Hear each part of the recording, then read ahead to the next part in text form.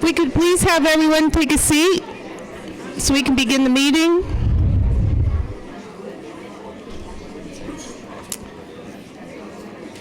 I'd like to welcome everyone here this evening to the Scottsdale Unified School District Governing Board meeting. Today is March 22nd. The time is 5:07 p.m. And Mrs. Perleberg, would you please lead us in the pledge?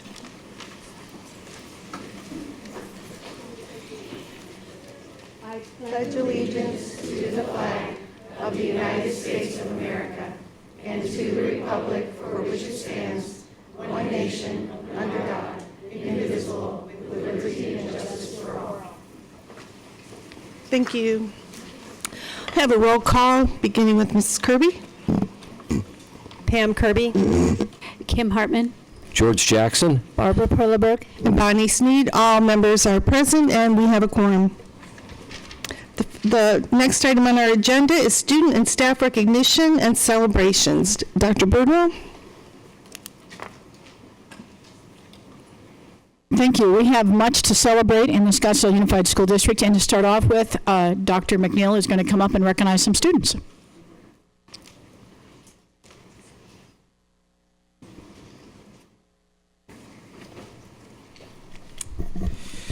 Good evening, Madam President, Governing Board members, Dr. Birdwell, and Lisa.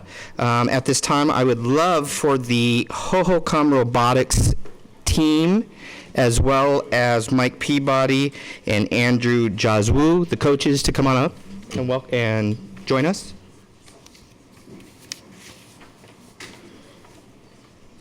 Do I have something of yours? I'm just spread out there. Well, so am I.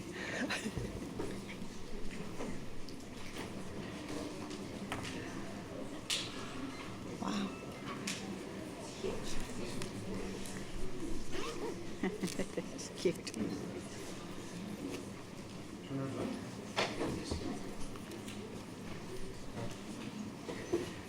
All right, while the coaches get everybody organized here, I have the extreme honor and privilege to announce the Hohokam robotics teams. Two robotics teams from Hohokam, Talon and Falco, from the traditional school at Hohokam, qualified to participate in the Arizona VEX IQ Robotics State Championship Elementary Division.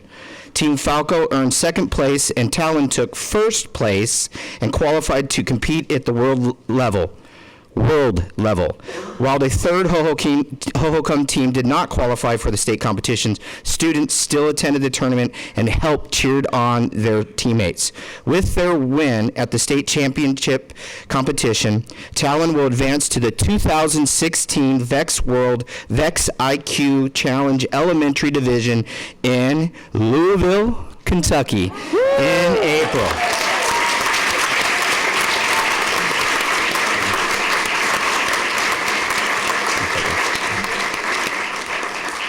At this time, I want to recognize all the hard work of our coaches, our parent mentors, and of course our kiddos that are here tonight and that have been working all year long for this great accomplishment. Thank you for the dedication to our students.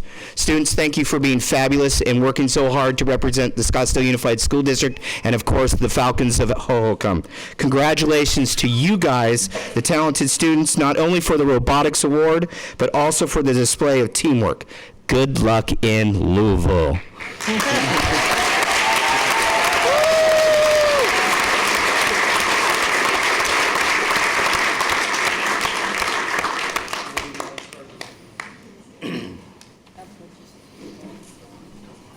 They're volunteer coaches, right? Thank you.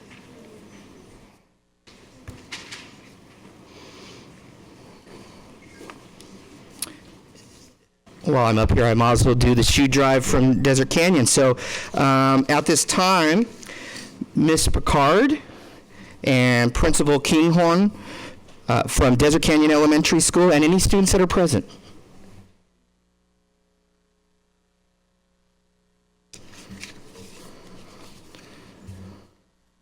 All right, I have the extreme honor and privilege again to announce some really good work that happened at Desert Canyon Elementary School. The 4th and 5th grade student scholars from Ms. Picard's class at Desert Canyon Elementary School wanted to demonstrate how to be responsible leaders.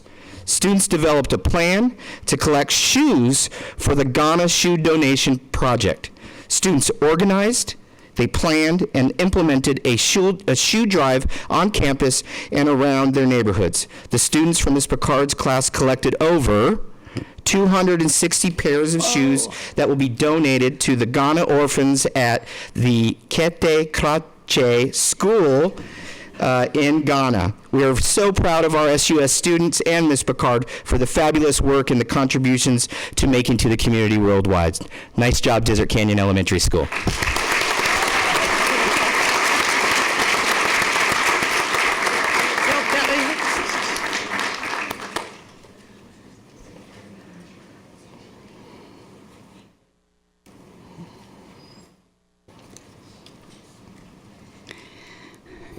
Great students. At this time, Dr. Van Echten will come up and give some high school awards.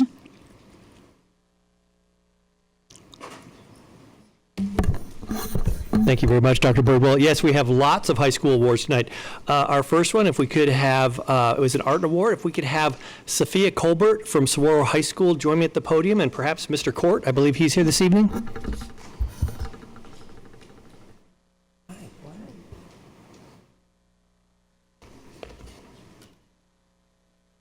This is for you. Sophia Colbert, a ninth grade student at Saguaro High School, was awarded second place by the Arizona Department of Education's I Am Proud to Be an Arizona Student Artwork Competition. Sophia's work was entitled The Desert Beauty.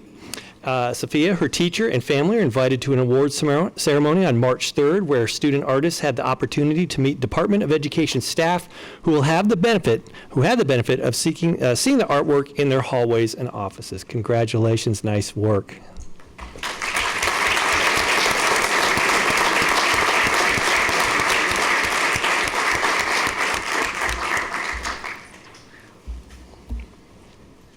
Mr. Court, you want to stay with me up here? Sure. Okay, we're on a roll here. First, speaking of robotics, this is pretty exciting. If I could have the Saguaro VEX robotics team and coaches up here in front of us, please.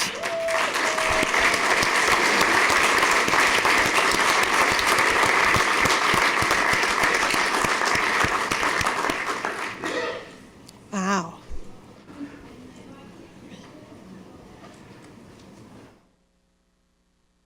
Saguaro and robotics are just synonymous.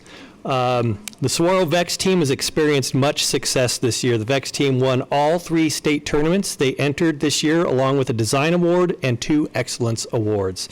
Over the weekend of March 5th, the Saguaro SaberCats VEX team won the VEX state championship and qualified to go to the world competition in Kentucky. The world competition is very familiar to this talented group of students. When at Mojave, this team qualified for the world competition twice. That's pretty amazing. This year marks the 3rd consecutive year this group qualifies for world competition. I also wanted to recognize the coaches and parent mentors for this team of talented students. If we have them in the audience, could you please stand and be recognized? Anyone else? They're all up there. Okay, good. Well, I captured everyone. I didn't want anyone to be left out. Congratulations, you guys, and I wish you all the best in your competition in Kentucky. Good luck.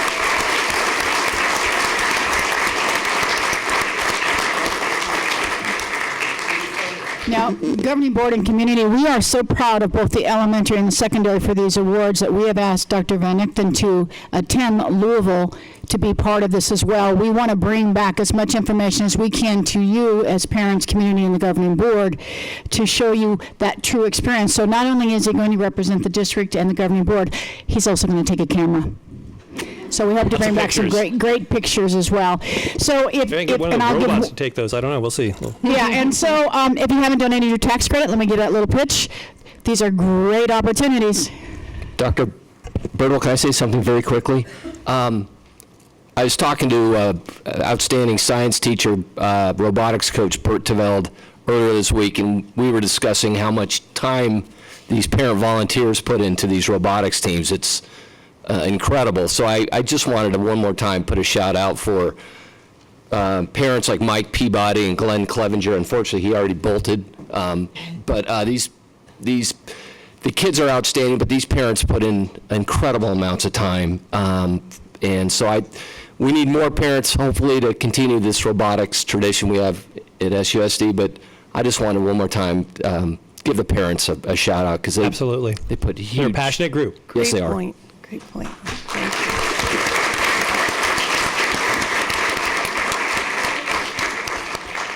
Next, I have the 2016 Scholastic Art and Writing Awards, and I got several students from several different schools. So if I could first have them all up: Christine Wang of Chaparral, Isabella Struckman, Kokopah Middle School, Danielle Sherman, Desert Canyon Middle School, Brenda Benton, Julia Claire Bison, Celestina Christensen, Caroline Shy, and Nora Abosido, and Laurel Tuttleman from Desert Mountain High School. Big group.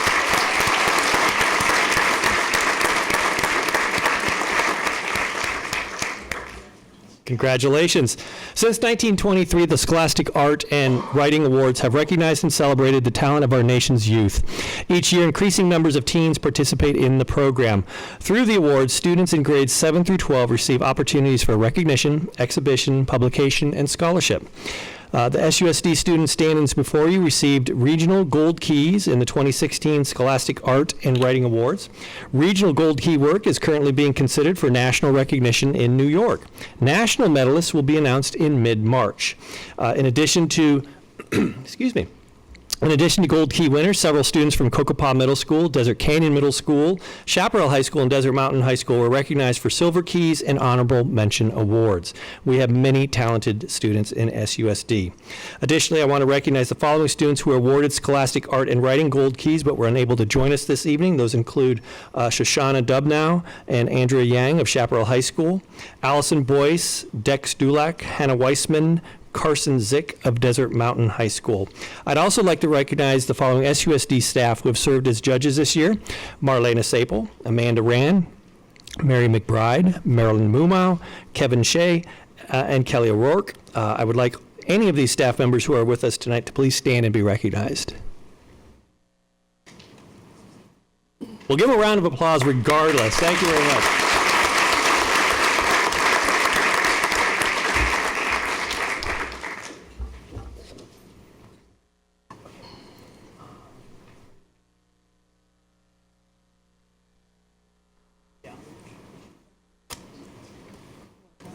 Congratulations.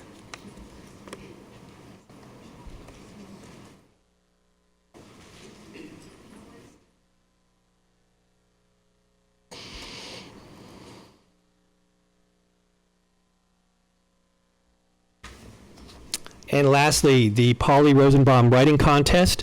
If we could have Camden Beal and Daniel Stenberg please join me at the podium.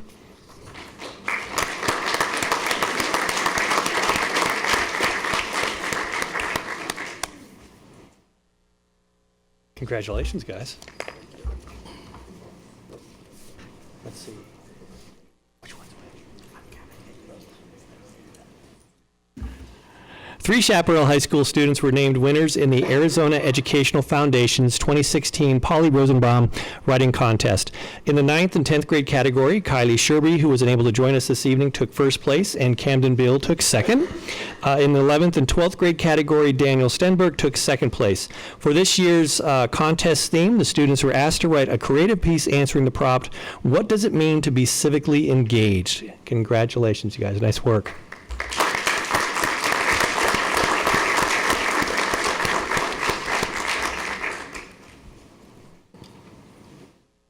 Again, congratulations to all of those winners. Just a few comments as well. And this is National Middle School Education Month. So during the month of March, we celebrate National Middle School Education Month. This annual recognition provides us with an opportunity to focus on this very important time in education of students. Many times we think of the middle school years as the lost years, but I have to tell you they're actually the most engaging years. And when you have the great teachers that we have, we make sure that they are engaged in the learning process. Read Across America month as well. So if you haven't had an opportunity to read to a child, we encourage you to read to your children as well as maybe visit the school during one of those events. And that too is in the month of March. National Nutrition Month. March is also the National Nutrition Month. SUSD food service employees work hard to provide nutritional offerings to all of our students, and the meals promote the well-being of our students, increasing their ability to learn as well. A hungry child suffers with learning, so we want to make sure all children are fed. High School Choral Awards. So over the weekend of February 13th, 4 of our high school choral programs competed at the NAU Jazz Festival. I am pleased to report that the following results. Chaparral High School received a superior rating. Coronado ACE Choral received a superior rating in both the jazz and in the Madrigal Festival, and Desert Mountain received a superior rating in the Madrigal Festival, and their jazz choir received an excellent rating in the Jazz Festival. The Saguaro High School Jazz Choir also received a superior. So again, you can see our wonderful arts programs. High School Jazz Awards over the weekend of February 27th. The Desert Mountain High School Jazz Band competed in the NAU Jazz Festival, and they received a straight 1 rating by the judges, which is the highest honor that a group can earn. So congratulations to Desert Mountain Jazz Band for their superior rating at this event. ASU High School World Language Fair. Chaparral students Brian Lee and Amanda Chi placed second at ASU's High School World Language Fair for the novice mid-level Mandarin student Catherine Lowell placed second for the intermediate highest level. Congratulations to our student and their Mandarin teacher, Miss Yu. Safe and supportive school grants. The state of Arizona, in partnership with the University of Arizona, was one of 11 to receive the U.S. Department of Education School Safe grants in 2010. The grant focuses on 28 high schools in Arizona. The project was designed to improve school climate and remove barriers to learning. Coronado and Saguaro were active partners. The high school established leadership teams, reviewed data, identified areas to improve school safety, wrote implementation plans, and implemented evidence-based practice. Specifically, Coronado and Saguaro implemented PBIS and student-assisted programming, link crews, and interventions to improve school climate. Both schools noted several positive outcomes from the initiative. Congratulations to both those schools for doing such a great job. Elementary World Language offerings for 2016-17. I am pleased to share at the beginning of the 2016-17 school year, Spanish will be added to the curriculum in the following SUSD elementary schools: Pima, Copper Ridge, Anasazi, Cherokee. Additionally, Desert Canyon will offer Mandarin Chinese. And I know we're going to have a presentation later on that, but again, a great movement for our district. SUSD at the Arizona Science Tech Festival. Several schools represented SUSD in the Arizona Science Tech Festival, February 27th. Arcadia and Chaparral High School and Laguna Elementary Schools were there. Students showcased their latest robotics innovations and took opportunities to learn about the latest gadgets and new technologies. And you can see we have some very technology-focused students in our district. The Charo Foundation event. Congratulations to our Charo Foundation for the Outstanding Educators and High School Student of the Year, or Students of the Year. Their schools' Charo representatives acknowledged outstanding educator honorees over the past month, and educators and students will be honored by their peers and a community at the 31st annual Outstanding Educators and Student Awards banquet held Friday on April 22nd. So that's up and coming, and I look forward to being at that event. Tonalea Elementary awarded silver designation. The Tonalea Elementary recently received a silver designation by Beat the Odds Institute. To earn the designation, Tonalea had to demonstrate academic achievement by submitting formative test data. They had to make improvements in the majority of the grades and subjects and had to receive a bronze designation in the prior year of 13-14. All-City Winter Athletic Awards banquet last night. And I was there, and I very much have to tell you, enjoy hearing the stories about all of our students and watching them be honored. So athletes from across the districts, from Arcadia, Chaparral, Coronado, Desert Mountain, and Saguaro High Schools. This triannual banquet honors the accomplishments both academically and athletically. And I can't tell you how time after time we heard students with 4.0, 4.6, 4.3 GPAs who were receiving top athletic honors as well. And again, I have to say, what a feat for a student to commit to both academics and athletics. If you've not had an opportunity to attend one of those, they truly are enjoyable. Parada del Sol, and I want to thank the school district for getting engaged, and the schools and our students in supporting the Scottsdale community through the Parada del Sol. And there was a 63rd annual parade that was held on February 13th. And no, we were not riding horses, but we were on a wagon. SUSD Fine Arts Festival. Students' work from grades kindergarten through high school will be on display at SUSD Fine Arts Festival at the First Baptist Church on Osborne Road in Scottsdale from March 31st through April 2nd. The festival will include student performances and will be open to the community from 5 p.m. to 8 p.m. And the opening reception will be held on Thursday, March 31st at 5:30, and the community is invited to attend. So go on down and take a look at all the wonderful art that our students have created, as well as the performances that you will hear.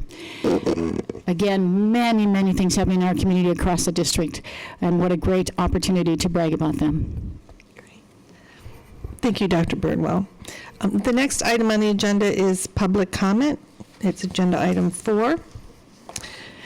And this is a portion of the SUSD Governing Board meeting when we invite the public to make comments. Although not required to do so, the Governing Board values input of the community, so we feel that it's an important part of communication with our stakeholders. Anyone who wants to make a comment should fill out a card at the back of the room. Blue cards are for non-agenda matters. White cards are for agenda matters. And please bring them up and give them to Ms. Marcarelli at the end of the dais. For agenda matters, please indicate your desire to speak and list the item number or topic on the white card. For non-agenda matters, please take note that action taken as a result of this type of public comment will be limited to responding to any criticism made by those who have addressed the governing board, or directing staff to look into the matter, or asking that the matter be put on a future agenda. Pursuant to ARS 38-431.01G, no other discussion or legal action is allowed. Please keep in mind that public comments represent the personal view of the speaker and may contain incomplete or inaccurate information. If the item is an agenda item, we encourage audience members to stay and listen to the discussion pertaining to that agenda item in order to gain a more full understanding. Please approach the microphone when your name is called and in the order called. All public comments are subject to a 3-minute speaking limit unless modified. Tonight will be 3 minutes. Vice President Perleberg will hold up signs indicating the time remaining. In all cases, public comment is subject to reasonable subject matter, place, and manner, and please word your comments so that they are not defamatory or disrespectful in nature. The first 3 cards I have, so we'll go in this order: Edmund Richard, Jim Heather, and Estela Ranger.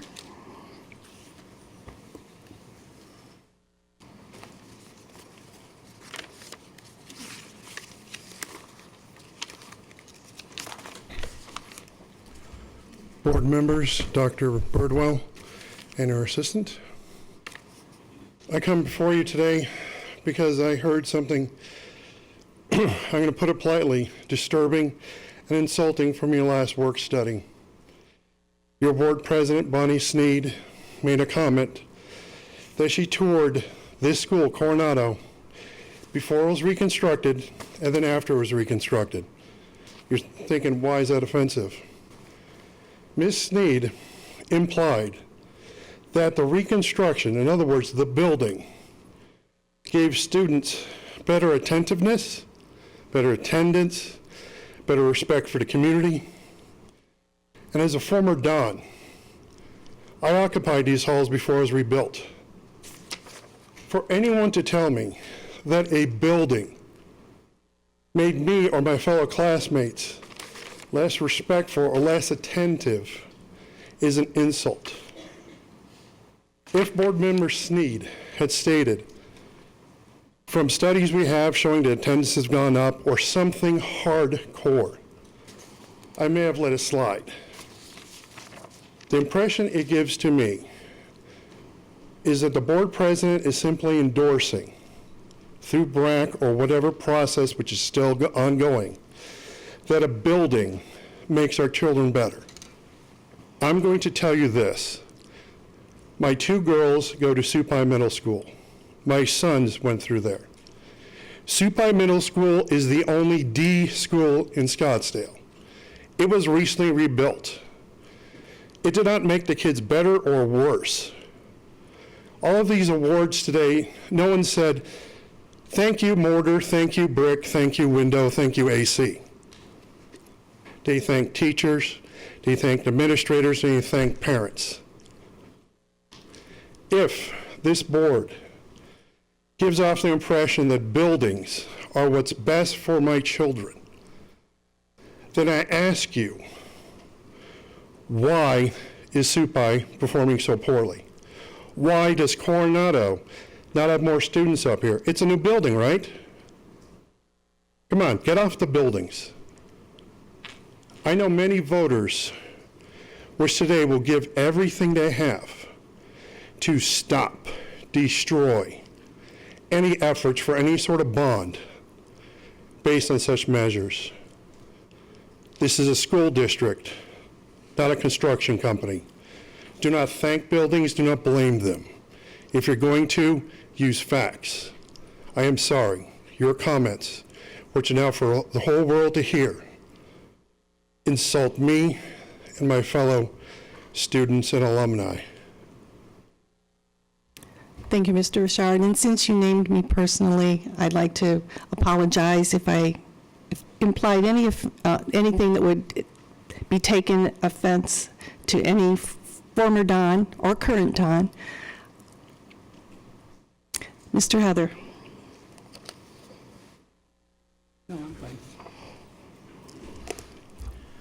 Board members and staff over here. Tonight, I stand in front of you and I'm calling all of you out. I want you to do your job. The job that you were put in there by the citizens of this city. Teach and help these children from one end of Scottsdale to the other end. It's not happening. Not happening at all. You have special interests. I'm not going to give names. We all know who they are. The Scottsdale Coalition, who I co-chair with Nancy Canner, we know who they are, and I disagree with them. You people are the ones that should be calling the shots on what's going to happen with these kids in this school. I don't care about what a special interest group wants. That's none of their business. That's your job. That's their job over here to get behind you. Number one you can do, extend her time. Extend her time. We're going to lose her, what, July, I believe? Let's get her out, give her some more time. Let's see what she can do. We don't have to go out and look for another superintendent like a couple of these big people want us to do. We don't need to spend $50,000, $60,000 to go out and look for another one. Let's give Dr. Burwell a chance to see what she can do. And then we can make a decision. But we have got, there's just too much going on and not enough help. The staff over here needs to get behind her, and the same way. Dr. Peterson era is done, dead, kaput.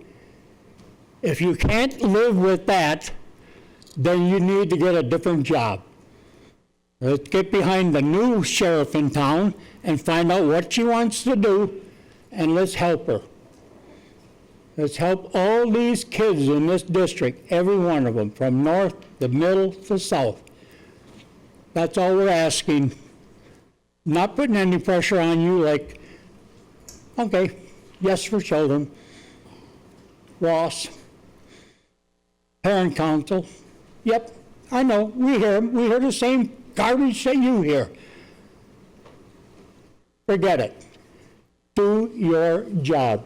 Do what you were asked to do. Educate and help to get stuff that we need for these kids, and do it. That's all we ask. Do it. Thank you, Mr. Heather. Estela Ranger, and then Sandy Cruz, and then after Sandy Cruz will be, I believe it's Liz Madrid. Hi, my name is Estela Ranger. I'm a mother of 4 kids who are in ANLC, from pre-K to 7th grade, so I cover all the range in the school. And I'm new in the school. This is my first year. And the reason I'm here is I'm asking the board, what do we need to do to keep Dr. Roth at the school? Before the spring break, I received a letter, all the school received it, saying that Dr. Roth was leaving the school. When I approached to him, I asked him, do you want to leave? And he said something really clear, of course not. I was planning to retire of this school. And that surprised me. And the reason that I get so surprised is because I never met somebody committed to something. He moved to the neighborhood, to Arcadia neighborhood, to live close by. He works in the summer, that's why he signed this up. He's placing his car at ANLC, we call that like wearing the t-shirt. And he's learning Spanish. We get robocalls in Spanish. Here are some parents who are with me in the Spanish population, the 30% of it. And I opened a Facebook page saying, keep Dr. Roth. And right now we have 8,000 people talking about it. So that means that, people want to keep Dr. Roth. So the only thing that I want to say is we're not switching a janitor or switching a person. We are switching the principal of a school who has a vision, who has, all these initiatives. And if you change that person, that means that you fail the system because you are the one who hired him 2 years ago to have that position. And if you're saying or pushing him out, then it means that you fail. So the only thing that I want to know is what do we need to keep him to improve the skills that it says that is because he doesn't have communication skills? Well, give it, training and everything that he needs in order to stay. That's the only thing that I'm asking. See him as a human. It's a parent. He has 3 kids. He's going to take out his kids of school. The PTO president, Barbara, is leaving, and she's taking out her kids. Last Saturday, we have an event. It's called a celebration of learning. You know what? Nobody showed up. It was so sad because they are not happy. The enthusiastic is gone. So you are affecting the system. That's why I said, why do we need to keep him? Don't listen just for parents who has the value to stay here and talk. Just for parents instead, and some teachers instead of the whole school. Just see him as a human being, please. He has parents, he has everything.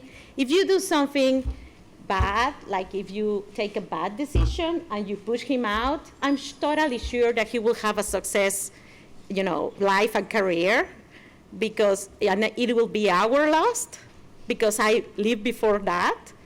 And when you push somebody who has something bad and made a mistake, normally what it happens is he's ashamed, and he's not ashamed to live in the school. So thank you for your time. Thank you. Ms. Cruz? Good evening. My name is Sandra Cruz, and I was a 2nd grade teacher at Sequoia Elementary School. I resigned on March 3rd, prior to the end of the school year, and I'm here to talk a little bit about that. It was a very difficult decision to resign.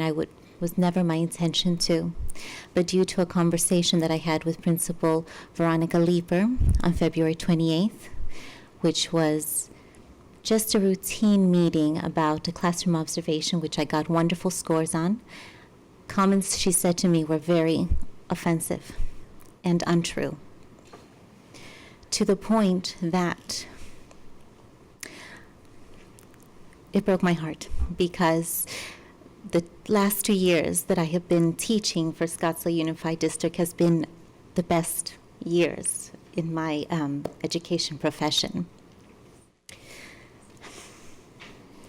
I have brought a copy of my resignation letter and my letter of grievance.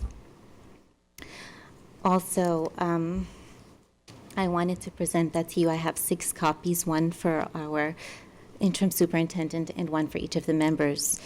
This resignation was accepted by the school district with 0 penalties because they themselves were surprised at the comments that were made to me. I have parents here that I just want to say thank you for your support and encouragement during this difficult time.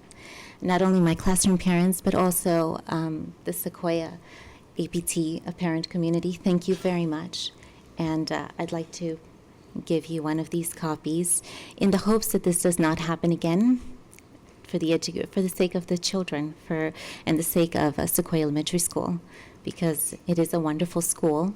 I just believe we need a stronger, more decisive leadership that is driven with integrity. Can you please? Thank you for this, for your time.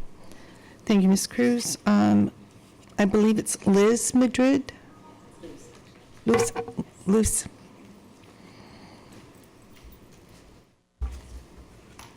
And then, I'm sorry, and then Aura Amselin, and then Ian Stefan.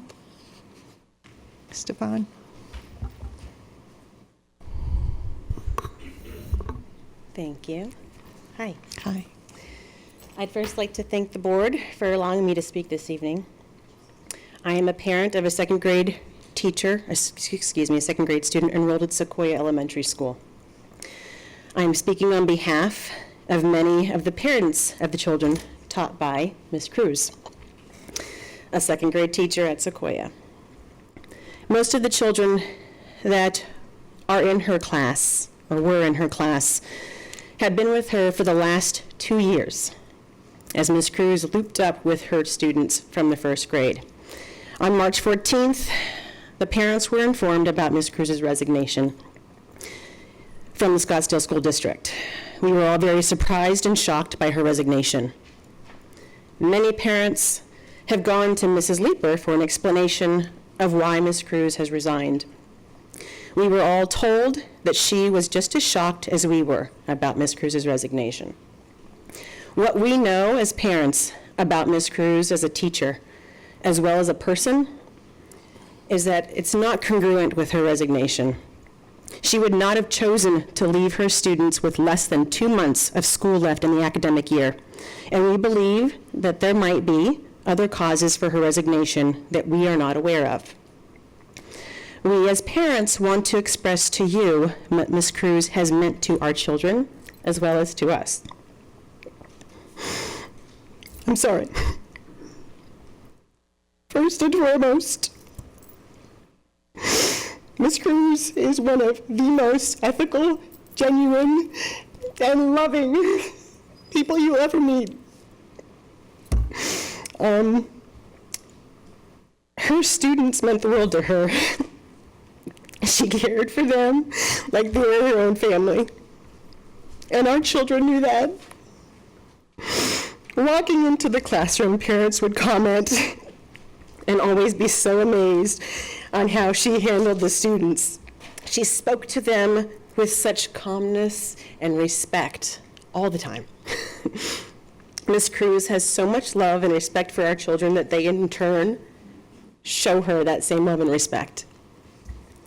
Ms. Cruz did have a few students that were struggling, and those children's parents have always commented on how Ms. Cruz was able to help them to thrive in her class. She always had an open door policy with parents, and she would email parents back right away if there ever was any concern. Thank you.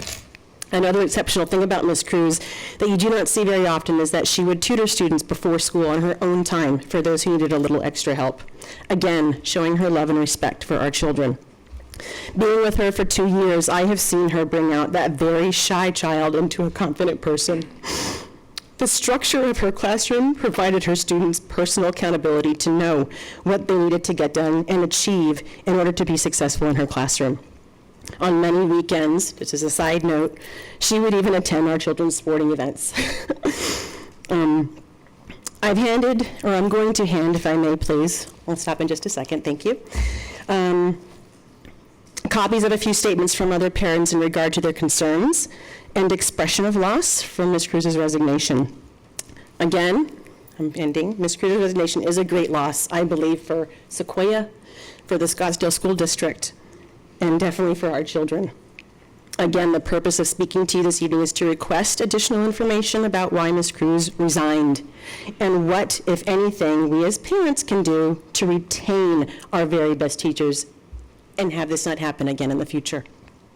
Thank you so much for allowing me to speak on behalf of her. Can you hand this to Dr. Sitton? Thank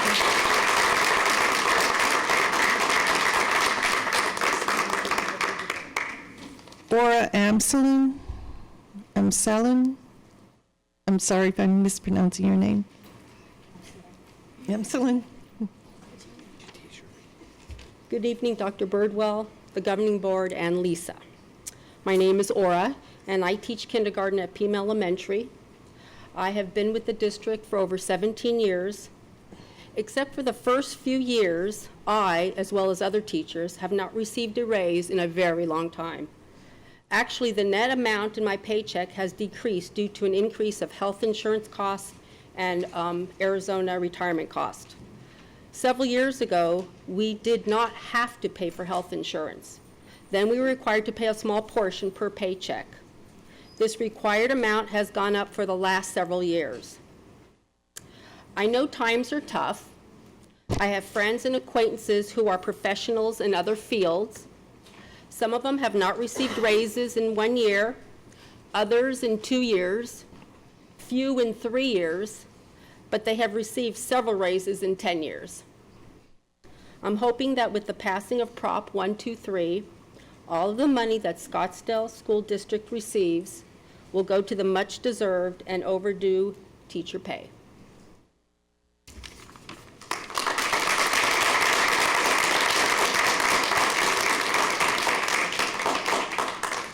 Ian? And then Julie Siniowski.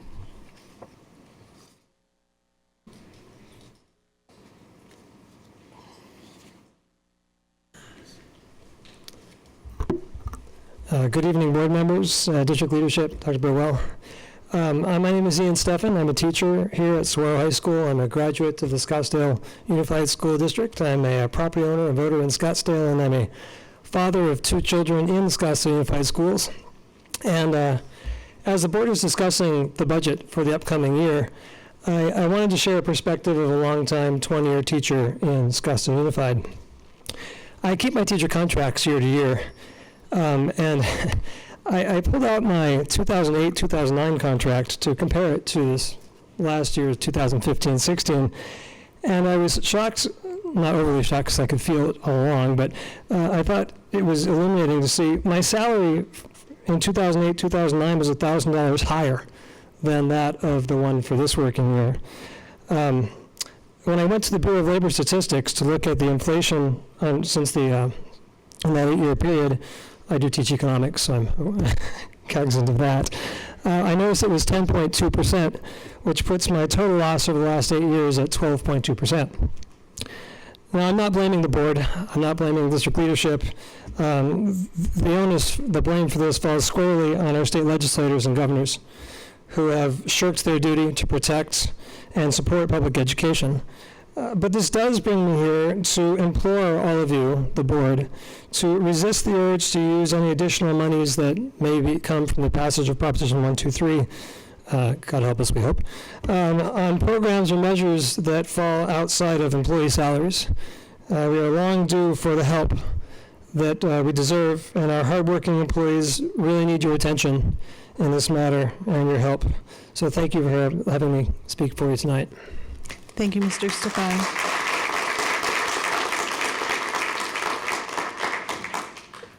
And our final speaker this evening is Julie Siniowski. Well, on that note, good evening, board members, Madam President, and Dr. Birdwell and Lisa. As you all know, today is an election day here in Arizona. And so when I think of elections and choosing the best candidate, I make my decisions based on many factors. Some of these include the shared vision of the candidate, their experience, and their potential to provide the best leadership. In SUSD, we have new opportunities before us. With these opportunities lie many challenges. Legislative funding issues, as Mr. Steffen so eloquently spoke about, the invasion of charter schools in targeted areas of our district, a systemic issue so challenging that it leads to a decline of interest in those committed to lifelong service in this profession of teaching, changing demographics, and somehow we even continue to elect political leaders that do not support our district public schools.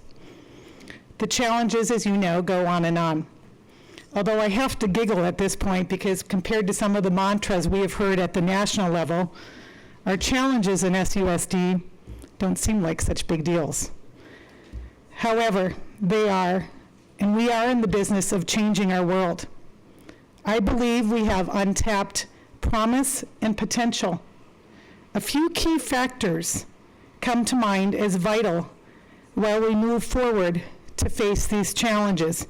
Number one, it is important that we remain thoughtful of our stakeholders, ask questions of parents, teachers, and even students when determining our future educational interests and desires. These are the troops on the ground, so to speak, and they need to be part of this process. These are the folks who should be guiding this process. Number two, I ask you, what is our game plan? What does our future look like in SUSD? What do we want SUSD to become? What are we willing to change up and sacrifice for this? I feel it is necessary for us to devise a real action plan that will define not only what our buildings look like, but how we address the future of learning in SUSD. This includes ideal learning environments, programs, and proposed work environments for staff and students alike. We must have a real plan in place, and this must be communicated clearly to our staff and our community members. And lastly, what are we doing to show value and appreciation for our workforce, our teachers? Our neighboring districts have agreed to contracts which include great financial compensation and benefits for employees. It becomes evident that they have a plan in place. I know our reality may be different, but what is it that we can do to retain our great teachers, our programs, and our families? I believe we need to think long and hard before we answer these questions. We must be willing to put forth concerted efforts into retaining our teachers through better compensation. So I ask you tonight, what is the platform of SUSD? With change comes new opportunity. So what do we perceive as our opportunities? I think it is important to ask these questions, develop and follow a plan, and make SUSD the true place of choice. As a public point of interest, I'd also like to say that our Scottsdale Education Association, along with our State Education Association, plan on hosting and co-representing a Prop 123 informational forum on Monday, April 4th. We're planning it to be at Saguaro High School from 6 to 7:30 p.m., and that is encouraged that all community members that have any questions about Prop 123 attend that. Thank you for your time this evening.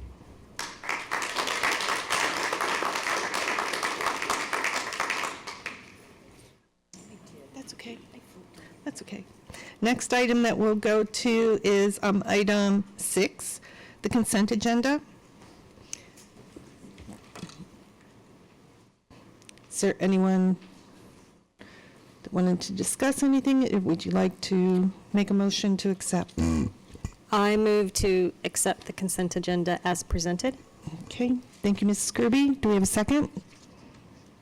I will second. All those in favor, please indicate by saying aye. Aye. Aye. Aye. Aye. That motion passes 5-0.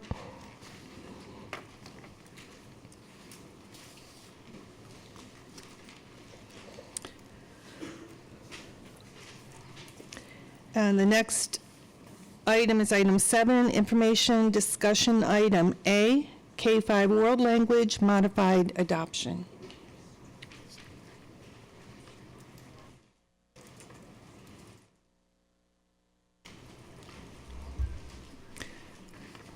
Find it.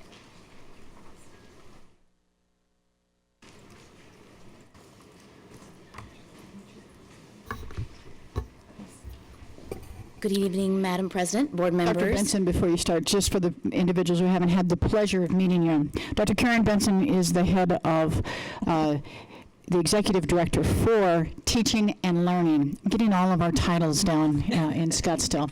And then Dr. Dave McNeil, who you met earlier, is the executive director over our elementary schools here in the Scottsdale district. A lot of work has gone into this, and let me just take a moment here. Dr. Benson is probably one of the hardest working individuals in the district office. Much on her plate, but I guarantee you that she does her job thoroughly, and we look forward to hearing from you about world languages this evening. Well, thank you, Dr. Very humbled by that introduction. And she blushes easily. Extremely rare. So we're going to start that again. Good evening, all. Tonight, Dr. McNeil and I are happy to have the opportunity to provide an update on our world language program offerings in SUSD. Specifically, we intend to clarify how we got here and share why world language program offerings continue to emerge as important, innovative program options at the elementary level. We're going to share a brief overview of evidence-based, successful program models, and provide an update on where we're at with respect to identifying resources to support these program options. So Dr. McNeil is up first to provide the context. Madam President, governing board members, Dr. Birdwell and Lisa, I get the opportunity to tell a little bit about how we got here. World language at the elementary schools is not a new conversation amongst the elementary principals. Lots of communications over the years in trying to find a way to bring world languages to our elementary schools. You can talk to any of the elementary principals that do tours every single day across the district, and the number one question that is asked by people shopping for schools is, what language do you offer here? And after years, 2 to 3 years in this position in supporting our elementary principals, quite frankly, it's a conversation that every day that I, as well as the principals, continue to say, we have none. So just to kind of build a little bit of the picture going back to 2014-2015 school year, lots of conversations amongst the elementary principals to talk about what do we want to be when we grow up? What do we want to offer for our stakeholders? What do we want to make sure that we have part of our system and our curriculum package for our kiddos as well as our families? Within the elementary ranks, we meet monthly and we talk about things like our tours and what our stakeholders and communities ask. Site-based decision-making is alive and well in Scottsdale, and it's something that we truly value. We know that our community is asking for world languages at our elementary schools, and many of us are putting our heads together to figure a way to get it done.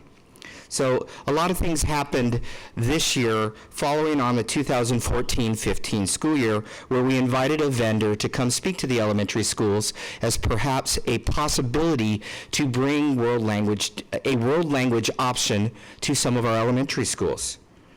Successful conversation spurred the interest of many of our principals to find a way to get it done. Well, this vendor found its way on a couple of our campuses this year, and luckily through APT funding, a different type of models were presented. Some of these schools used before and after school, some of them implement them within the school day.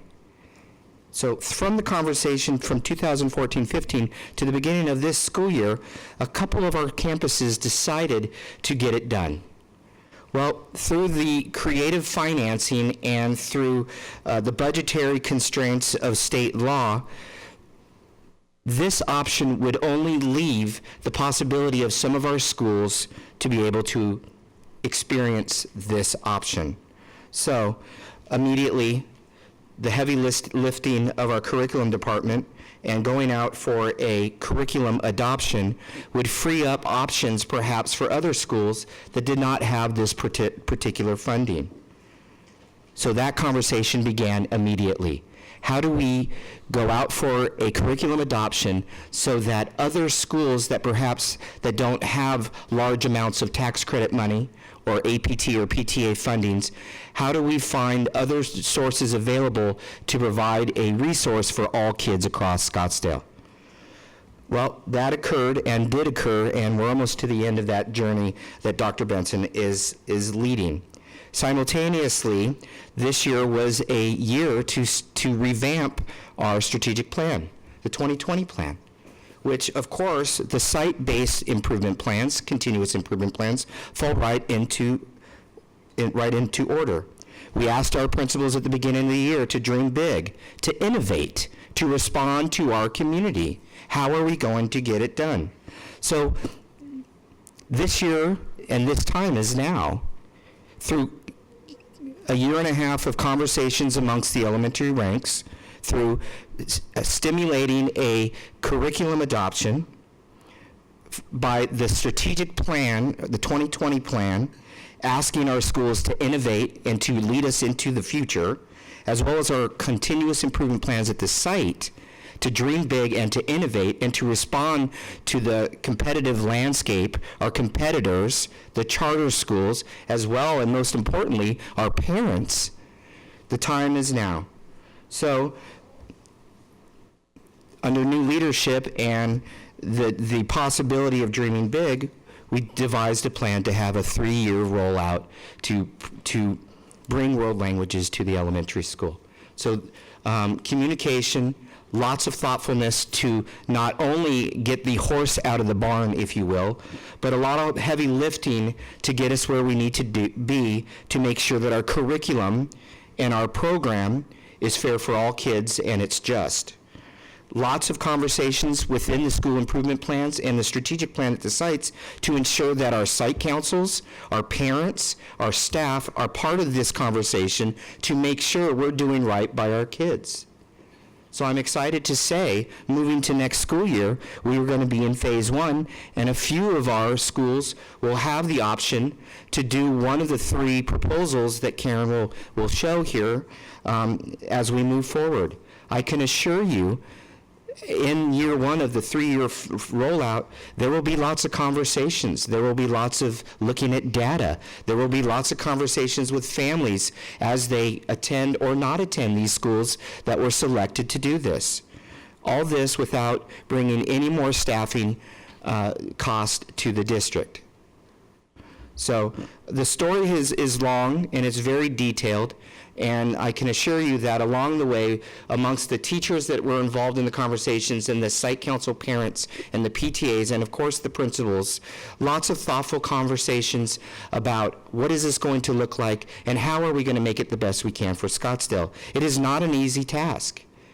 It is not an easy task. Something as easy as adding a Spanish component to Anasazi will pay forward challenges and opportunities for Mountainside Middle School as well as Desert Mountain High School when it comes to world language offering and credit-bearing classes. So we are a unified district and there are challenges and opportunities, but I can assure you that we have the right people behind the scenes trying to do right by our community. With that being said, why world language? A plethora of data shows that what we are trying to attempt here in Scottsdale is in fact the right thing. We know that learning a second language impacts the brain. We know that it fosters high mental flexibility. Being a parent of a 7 and a 5-year-old that speak beautiful Spanish, I know the communication skills that they display. The career readiness. We know that the language is hot, we know that it is right, and we know that other districts across the valley, as well as our competitors, are making sure that this is a part of their day-to-day operations.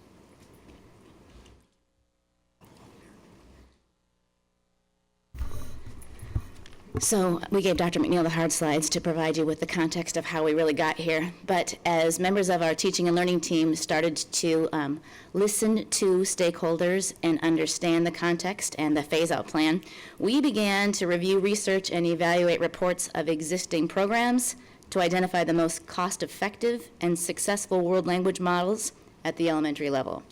We know that program models vary in purpose with respect to the level of language proficiency to be achieved, the amount of cultural knowledge to be gained, and the time that's required to achieve those program goals. So in our investigation, we have identified 3 main types of programs at the elementary level. a little bit oversimplified on one slide. But to clarify, exploratory programs, also sometimes referred to as flex programs, are one model. Foreign language in the elementary school programs are often referred to as FLES models or programs in the research, and immersion programs, which can take the shape of a school-wide model or an opt-in model, is a third typically found research-based type of world language program. To provide a little more detail, exposure programs are designed to provide limited exposure to one or more foreign languages at the elementary level. They're not always exclusive to one language. These programs are typically structured to meet one time a week, either before, during, or after school. The main purpose of an exposure class is not for a student to develop the skills to be able to communicate at a high level of proficiency. Instead, exposure classes are designed to simply expose and foster interest in another language or languages, thereby priming the brains, young brains, to be receptive to learn another language, and providing experiences for students to develop an appreciation for other cultures around the world. The second type of program, FLES programs, are designed to provide a sequential language learning experience in one language. They aim for a higher degree of language proficiency by the end of elementary school. Typically, FLES programs meet for 60 to 90 recommended minutes a week, providing students with whole class instruction in one language. And the third type of program we're familiar with in Scottsdale, because we have an example at Pueblo Elementary. Immersion programs combine foreign language instruction with content learning from the regular curriculum. Generally, these types of programs expect that students receive 2.5 to 3 hours of instruction per day taught in the target language, but within content areas, usually 2 core content areas. Immersion programs intend to foster an intermediate degree of bilingualism by the time students exit elementary school and go into middle school. So to honor site autonomy and respect the unique needs and conversations happening at the site level, the people in teaching and learning are working with sites and encouraging them to choose which model best fits their community, and then tailor that model to best meet the needs of their students, as there's a good deal of flexibility within each of these models. To support this process, this fall, we began to have conversations so we could establish a modified adoption committee comprised of teachers, principals, district reps, and parents to identify the best resources for each of the first 2 program models, the FLES and the exploratory models, because as of yet, we don't have an additional FLY program scheduled to open next year for 16-17. Led by Dr. Whitmore and our world language curriculum specialist, Julie Vasquez, the goals of our committee have been that we have developed a shared understanding of best practices specific to world language materials and instruction. We've situated the committee work within the context of the phased rollout plan and the different program models available in Scottsdale. This is very unique. Typically, as a governing board, you're used to us having a single recommendation based on the needs of what we've identified as best for all of our kiddos. So to structure an adoption differently with different program models and match instructional resources that are best for each model has been a very unusual experience for our adoption committees. We then notified vendors of our needs and evaluated the world language resources, including we looked at open source resources as well. We're looking for the best matches for exploratory and FLES models in SUSD. Our last step is to recommend resources that meet the criteria for the exploratory and FLES program models at the next governing board meeting. In reviewing materials for the exploratory and FLES program models, our committee has been mindful to consider the recommendations of best practice research specific to the American Council of the Teaching of Foreign Languages, often referred to as ACTFL. They maintain that materials should be appropriate for students' developmental level and rich in experiences that develop 5 Cs. They afford students with opportunities to develop an understanding of other cultures, develop communication skills, make purposeful connections with other disciplines, and make comparisons between cultures. And finally, to develop relationships with communities both locally and around the world. Based on that, our curriculum team and committee designed a rubric to evaluate all of the resources that have been submitted, and you can see part of it on the slide in front of you. And at this time, I'm happy to share that this modified adoption committee has identified 4 semifinalists from the materials we've reviewed, and we have 1 more committee meeting planned next week to finalize the recommendations. We intend to come back again in April to share those recommendations and request approval from the board. Our next steps in this context include we need to continue to have program conversations, K-12, to ensure the elementary program models will be supported through vertical articulation through the middle school and all the way through the high school. Being purposeful in offerings to ensure the variety of languages and levels at the elementary level align with opportunities at our secondary level.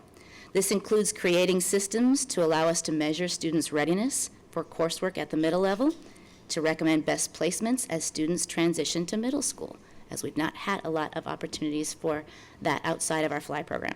Haven't had any opportunities outside of our FLY program. We do that typically now. Persons that have been following trajectories of FLY programs, as persons leave elementary school, it was thought that they would be ready for levels 2 and levels 3s immediately, and we've learned, as have other districts across the country, often we may not want to skip a level 1 program. So we have ways of measuring and monitoring students' progress to take a look at what we need to offer as a middle school program options moving forward, and that's really, really important to this conversation. Another step, we need to continue to meet with principals to clarify which program options are going to best meet their needs of their students and community, and learn what modifications they think they need to have to those program options. Again, we're going to wrap up the work of our Modified Adoption Committee, and we need to continue to communicate the world language offerings with our community. I wanted to pause and quick do a shout out to our communications department for the work they continue to do to champion the world language program offerings. We know communication has been requested from our parent council to continue to clarify how we got here and what's happening, and we appreciate our communications department to have press releases and posts on social media, and they've developed a new website, if persons haven't checked it out, to help share this information with our families and our community members. Before entertaining questions, I'm grateful to be part of a whole lot of persons working on this big team. I wanted to thank all the members of the Adoption Committee for their work and the leadership of Dr. Whitmore and Julie Vasquez. I wanted to thank our parent council for inviting us to respond to questions posed by parents and community a couple of different times. And definitely wanted to thank our principals who've been thoughtful in their site improvement work to include their site councils to identify best fits for their communities. Dr. McNeil's leadership in that journey has been significant, and we're grateful for that as well. And with that, we're happy to take your questions this evening. Thank you. Mrs. Hartman? Do you want to be closer? You anticipated my needs, President No, your light was on. Well, thank you. Funny how that works. All right.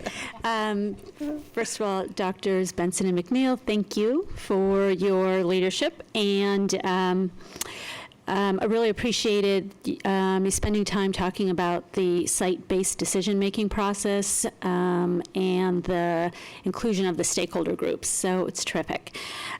Just a couple questions for you. 3 questions, actually.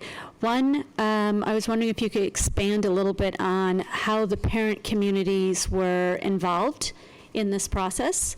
I know from personal experience through some of the elementary schools, through APT and PTO initiatives, how this may have bubbled up through really volunteer and parents, but if you could expand on that a little bit more. 2, I'm interested in the fact that there's no additional cost. So how does that work? We need more of that. Thank you. Joking aside, but I realize that there is resources that are involved, so what does that look like? And then 3, how were the elementary schools chosen for the rollout process? Thank you. Madam President, Board Member Hartman, thank you for that question. It's a great question. The involvement of the parents for the first one, I think a perfect example of this is Copper Ridge Elementary School, who has been doing the FLES model, if you will, where Dr. Ostad up there responded to her community through site council and PTA conversations. World language has been a hot topic up there at Copper Ridge for years. Michelle did an excellent job of being creative and using funds, tax credit, as well as APT gifted funds to respond to the parents in the community, to staff a classified individual to push into the classrooms at the elementary level to give a Spanish component. So that has occurred last year as well as most of this year, but the conversations with the families and the parents, Copper Ridge responded immediately and used their alternative fundings. PIMA is an interesting conversation when it comes to the process. Principal Uchaz, in looking at data and the enrollment numbers across the board, saw numbers in certain areas decreasing. Conversations with specific parents about why perhaps these parents are leaving generated that world language was not an offer, and one of the charter schools that are courting some of those families was selling that.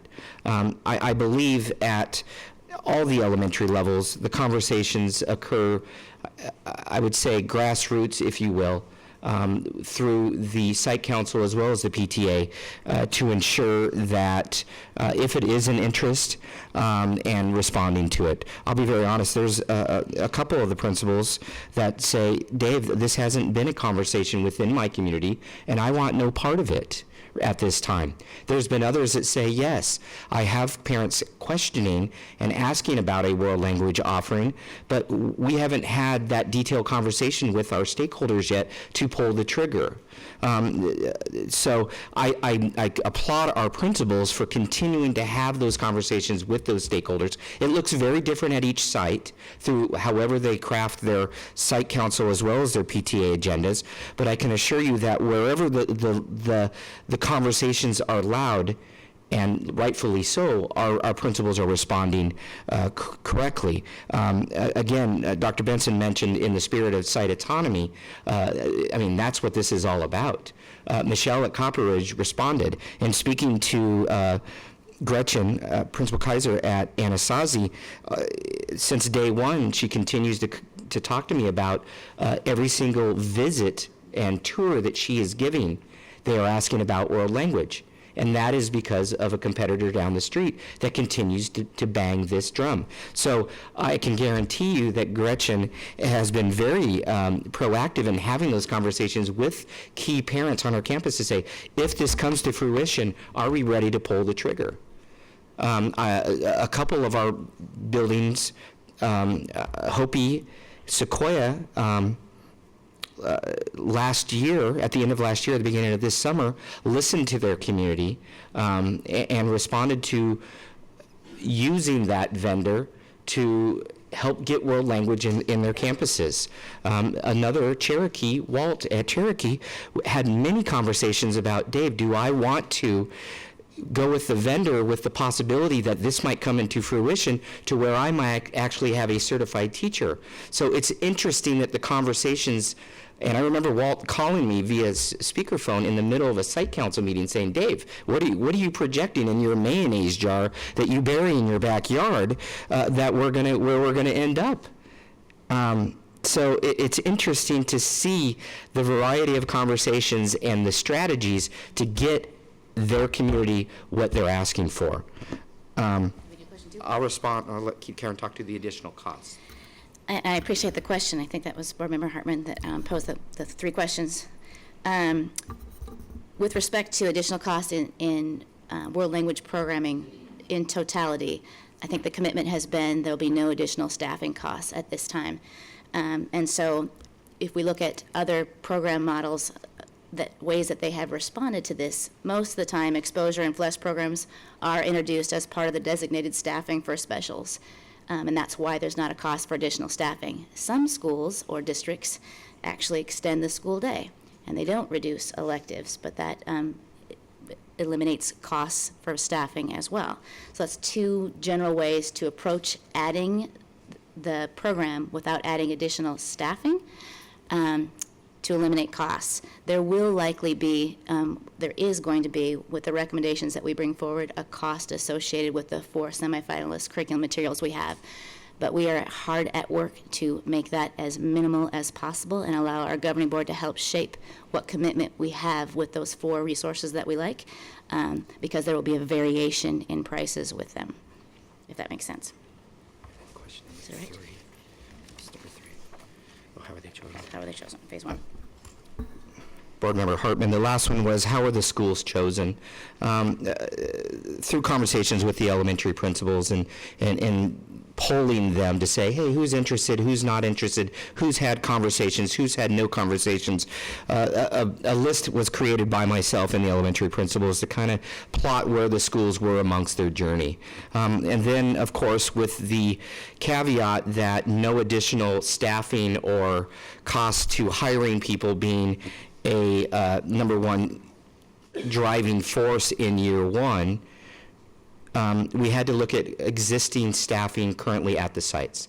Currently at certain sites, they might have a 3.0 staffing, meaning that a full-time music teacher, a full-time art teacher, a full-time PE teacher, 1.0, 1.0, 1.0. They would have 3.0. Some of the schools, depending on size, would have 4.0 staffing, perhaps 2 music, 1 PE, 1 art.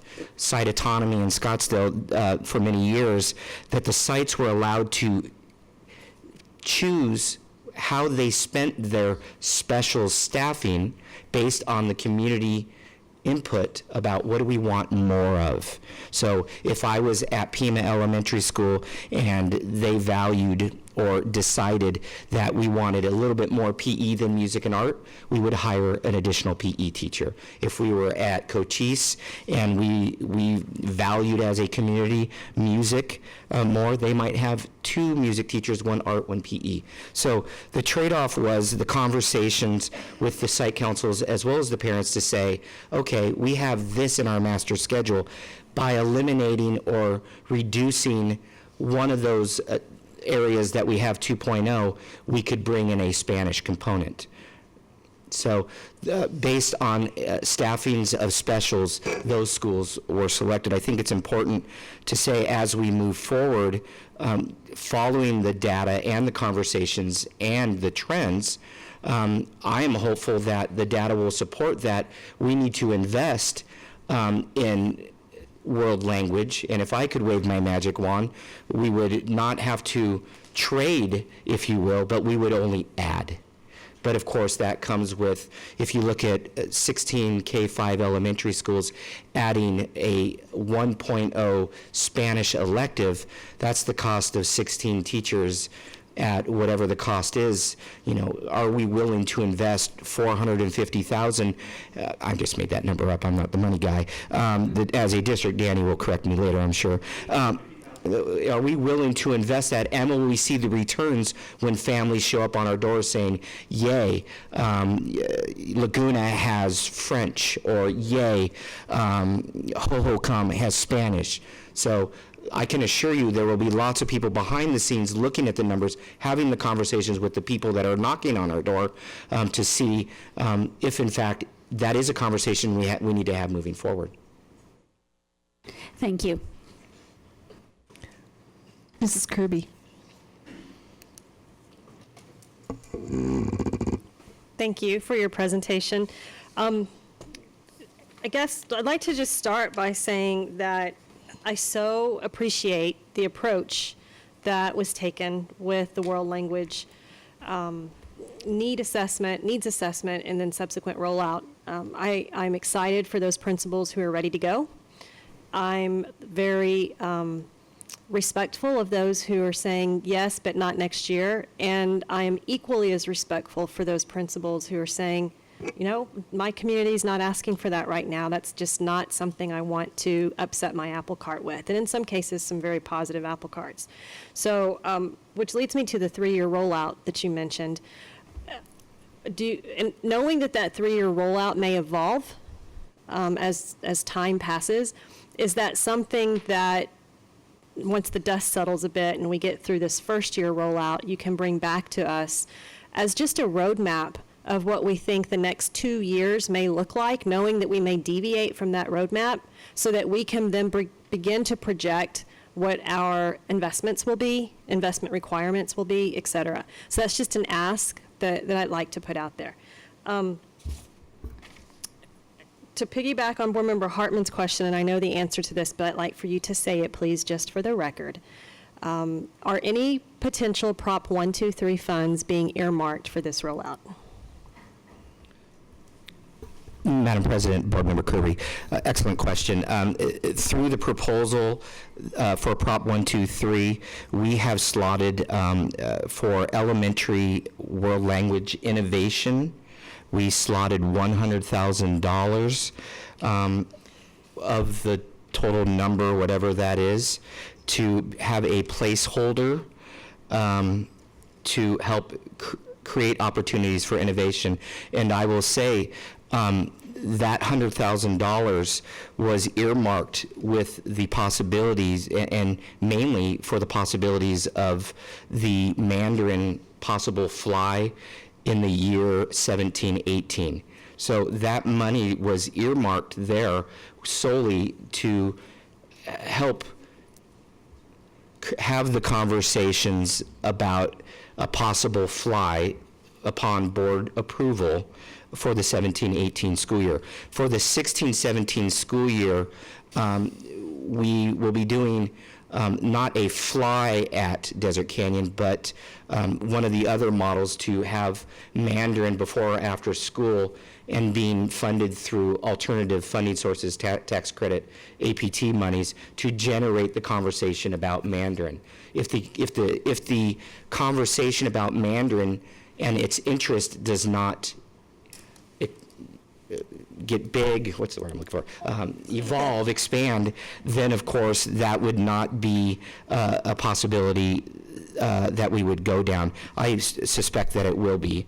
That $100,000 was my attempt to help create and show the principals that if we're going to ask you to innovate, then we need to invest in it. But again, if that doesn't come to fruition, the governing board can choose to use that monies however they see fit. I don't know if $100,000 would fully fund a Mandarin program, but and Dr. Birdwell is laughing because in Higley they have a successful Mandarin program, but it sure, I think, set the tone to get the horse out of the barn, if you will, again.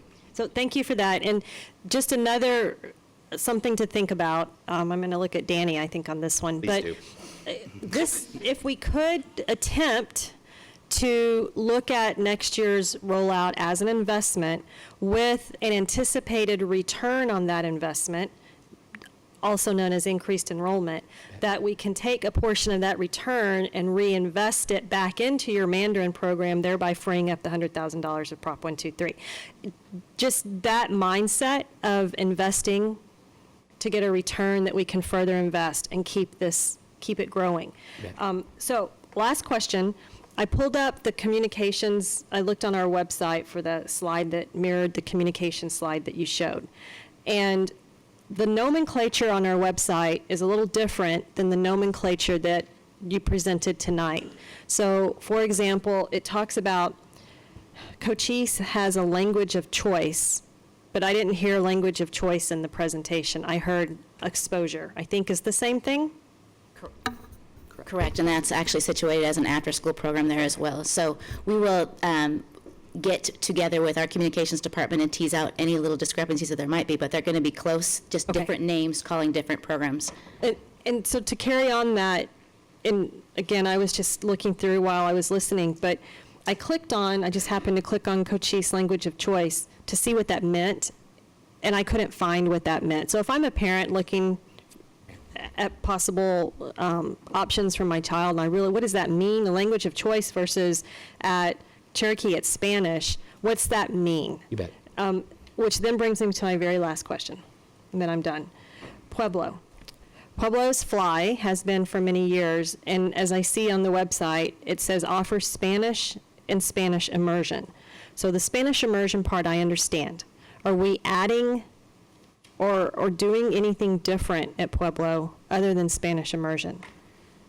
Madam President, Board Member Kirby, that conversation is still occurring at this time.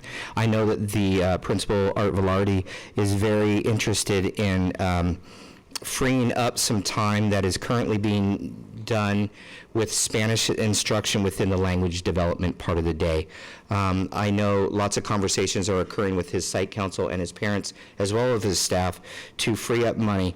At Pueblo, part of the day is being taught in 2 content areas in Spanish, and this year they were doing some Spanish language development to help fill in the gaps.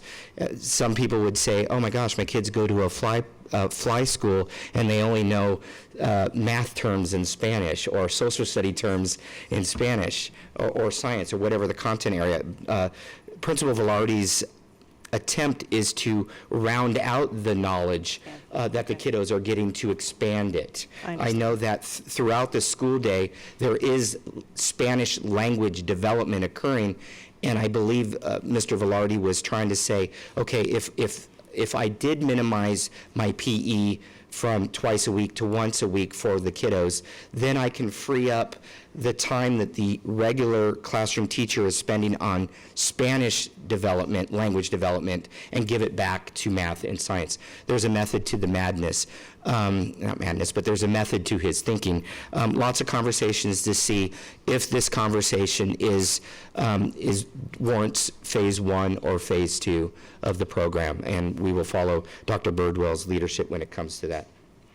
Okay, it would appear it's phase 1 on our website, because there's no future date. So I think what I'm hearing is just get our website in sync with, and I know things are moving fast and furiously, and I respect that. Correct. But just keep in mind, the audience, we hope, extends beyond our own parents, that we can reach that broader audience who aren't a part of our community yet. And I think through positive Facebook postings, we get that stuff. So Thank you. I was right there with you, rooting you on. So and so are all of our parents.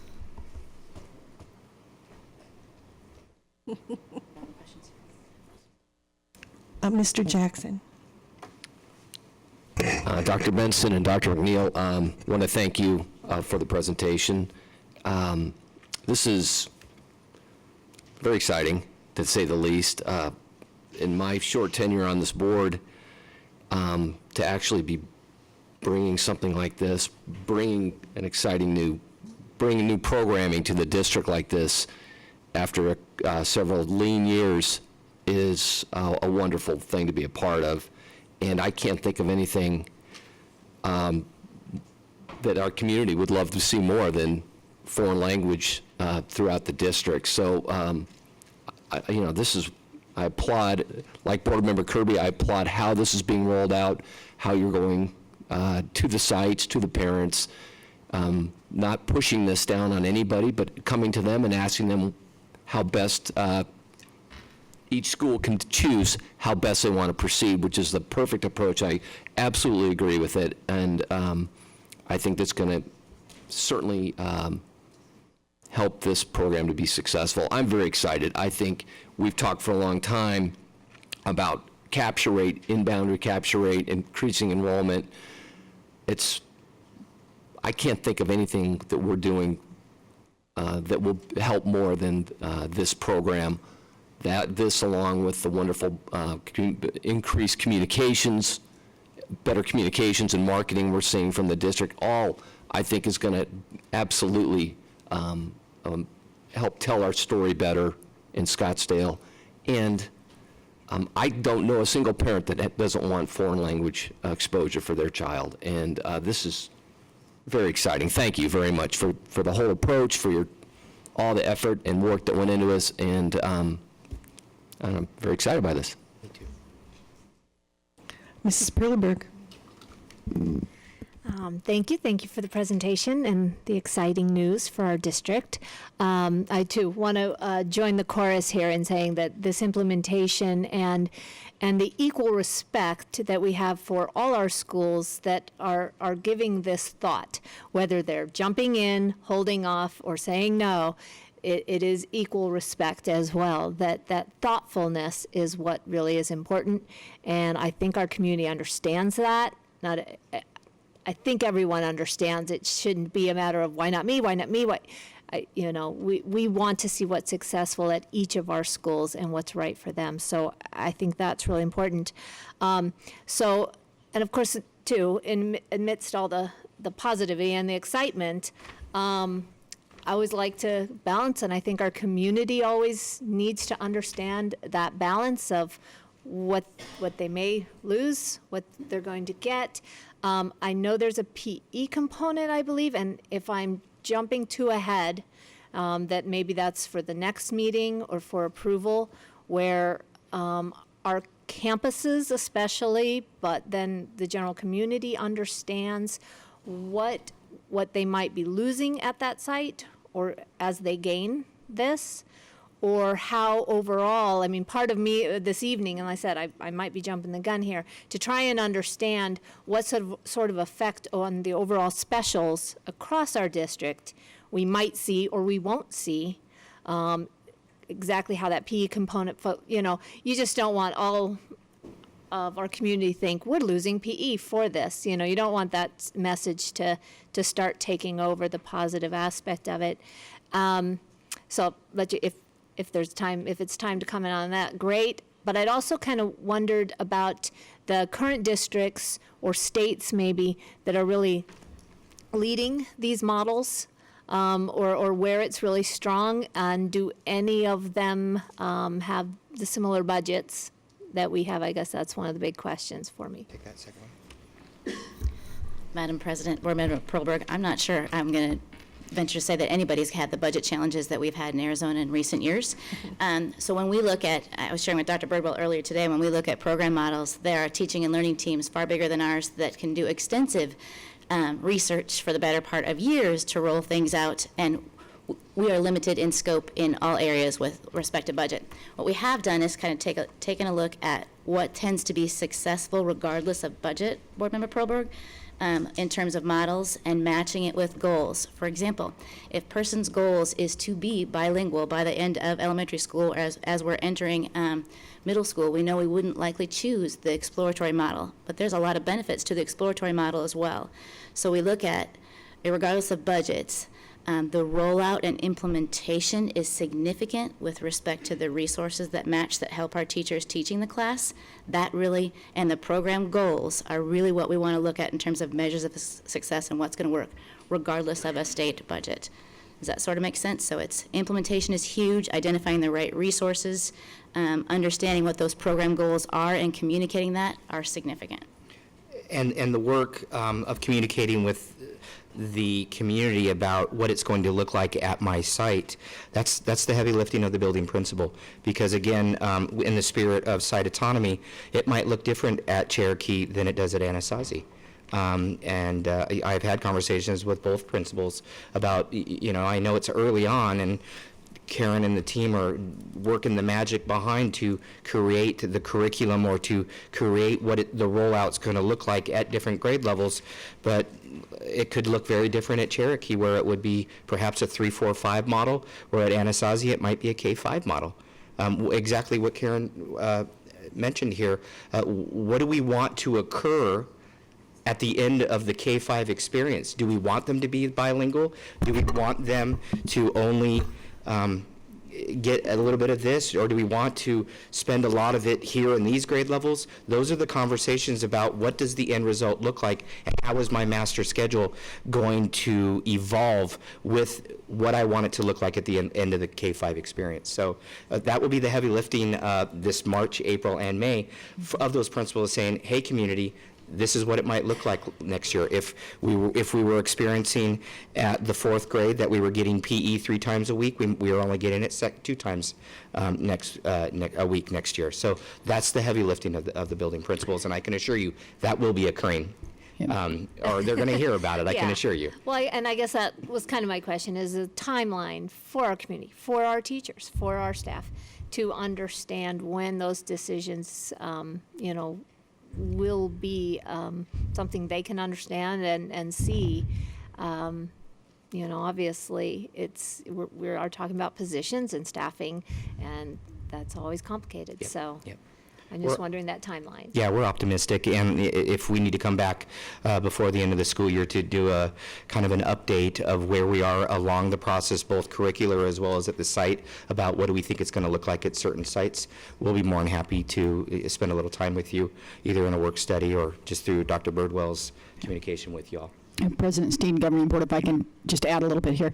When we look across the state of Arizona and immersion programs, and of course, Deer Valley was the first to do a Mandarin immersion, and Deer Valley being at that particular time and continuing today a growth district. So in other words, an increase of student attendance, and therefore ADM is increased in finances or on the upswing. In the Higley district, adding the immersion program and actually bringing the principal from Deer Valley who developed the program for that district. Quite honestly, there is a large investment starting. Again, Deer Valley growth, Higley growth. The districts that got out ahead in this area, particularly in the elementary, had growth dollars to invest back into the community. What then occurred, and quite honestly, then Chandler this past year as well, just this year, added a Mandarin immersion. So whether it's a Spanish immersion or a Mandarin immersion type of program, that more expensive program, it's typically occurred in growth districts. What's happened, however, the market of education in Arizona has been changed by this. And that because of the customer's desire, and the customer is our parent and our students realizing the value of early childhood language development and brain development. So as that has grown, therefore the requests have grown. So it is very exciting, and I'm very optimistic about us taking this next step. And it will be an ongoing dialogue over the next 3 years, but certainly by the summertime, we'll come back and say, okay, here's what it's going to look like in these schools, and then begin to talk about phase 2 and then phase 3. What basically we said was, and when I came on was, okay, but why not? Why not now? Why not address these needs? Why not bring these families back to our schools? And in addition to that, it means a prioritization of how we spend our dollars to meet the need of our customer. Every organization, every business goes through that. Is it more difficult in a declining district? Absolutely. Much easier in a growth district. So when we look at Deer Valley, and we look at Dysart, and we look at Higley, and we look at the 16 school systems in the state of Arizona who have growth, they're able to do innovation more rapidly than any of the rest of the districts in the state of Arizona. So we have our challenges, but it doesn't mean that we won't. It means we just take a little different pathway. So I commend the hard work that these folks did. I just want to say thanks. My colleagues have covered everything that I want to say. Thank you. Thank you. The next item is item 8A, action item, district reorganization.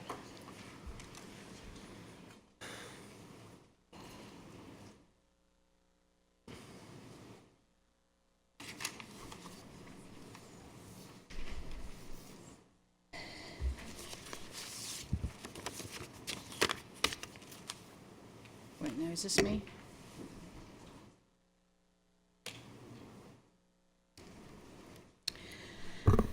President Snead, Governing Board, Community, Cabinet, or soon-to-be Cabinet conversation, leadership team. And I apologize from time to time. My language is from other districts, and I will get my language down. This is month 2 now, and I don't know why. I haven't totally absorbed the acronyms of the Scottsdale district, but I certainly will work on it. As we look forward into our future as a district, it is important to take a moment to take that critical review of our organizational structure and the systems that we have in place. Now, to start off with, organizational charts do have a purpose. They simply are designed as a diagram that shows the structure of an organization and the relationships within the working ranks of that system. But sometimes in the educational system, we tend to put functionality of a department into an organizational chart, which can be sometimes a little misleading because there's a responsibility in the chart but not necessarily bodies, or there's a box in the chart with a title but it actually represents maybe 10 or 12 people. And so I'll try to show some of this as I move forward. The organizational structure itself should support the vision of a district. So when we talk about engage, educate, and empower all to excel, all is talking about our students that we serve. So we really should look at an organizational structure that focuses on academic achievement. It also should support our mission to deliver a world-class education promoting the highest levels of academic achievement, creativity, and personal growth that will inspire greatness in today's students. So not only should we align those, but we also should measure them. So accountability comes into that. As we go forward in this, I'm going to talk about the shift in structure that allows us to look at our designs and our programs to say, are we meeting our vision and our mission as a district? Are we meeting the strategic plan of the board as we go forward? Because the structure needs to shore up the future of the district. Now, organizational structures must strive for effectiveness and efficiencies, and that's certainly what we're going to attempt to do here. And our recent audit revealed that we have a higher administrative cost than our comparison districts. And that's one of the issues that we want to address as well. So in a reorganization, I want to look at the concerns of the AG, at the same time look at effectiveness and efficiencies. And understand that the review of an organizational chart being in month 2, this is the first phase of probably a 12-month process in conversation with our governing board. There we go. Thank you. Was that Dr. Benson who gave me that? Thank you, Dr. Benson. Here's the current organizational chart for the Scottsdale District. When we look at this current organization, it's what's called a flat organizational chart. So in the world of organizational management, flat organizational charts tend to be wide, not a lot of depth, and unfortunately, there's some positive to that and there's some negative. One of the positives is that typically this occurs in order to create more conversation and decision-making in processes. But sometimes what it causes on the negative side is it can create silos in the organizational system and sometimes a overlapping of relationships where different departments are stepping on each other's toes a little bit because of not necessarily creating a collaborative process. So although meetings get put in place to try to create collaboration, sometimes what we do is meeting to death.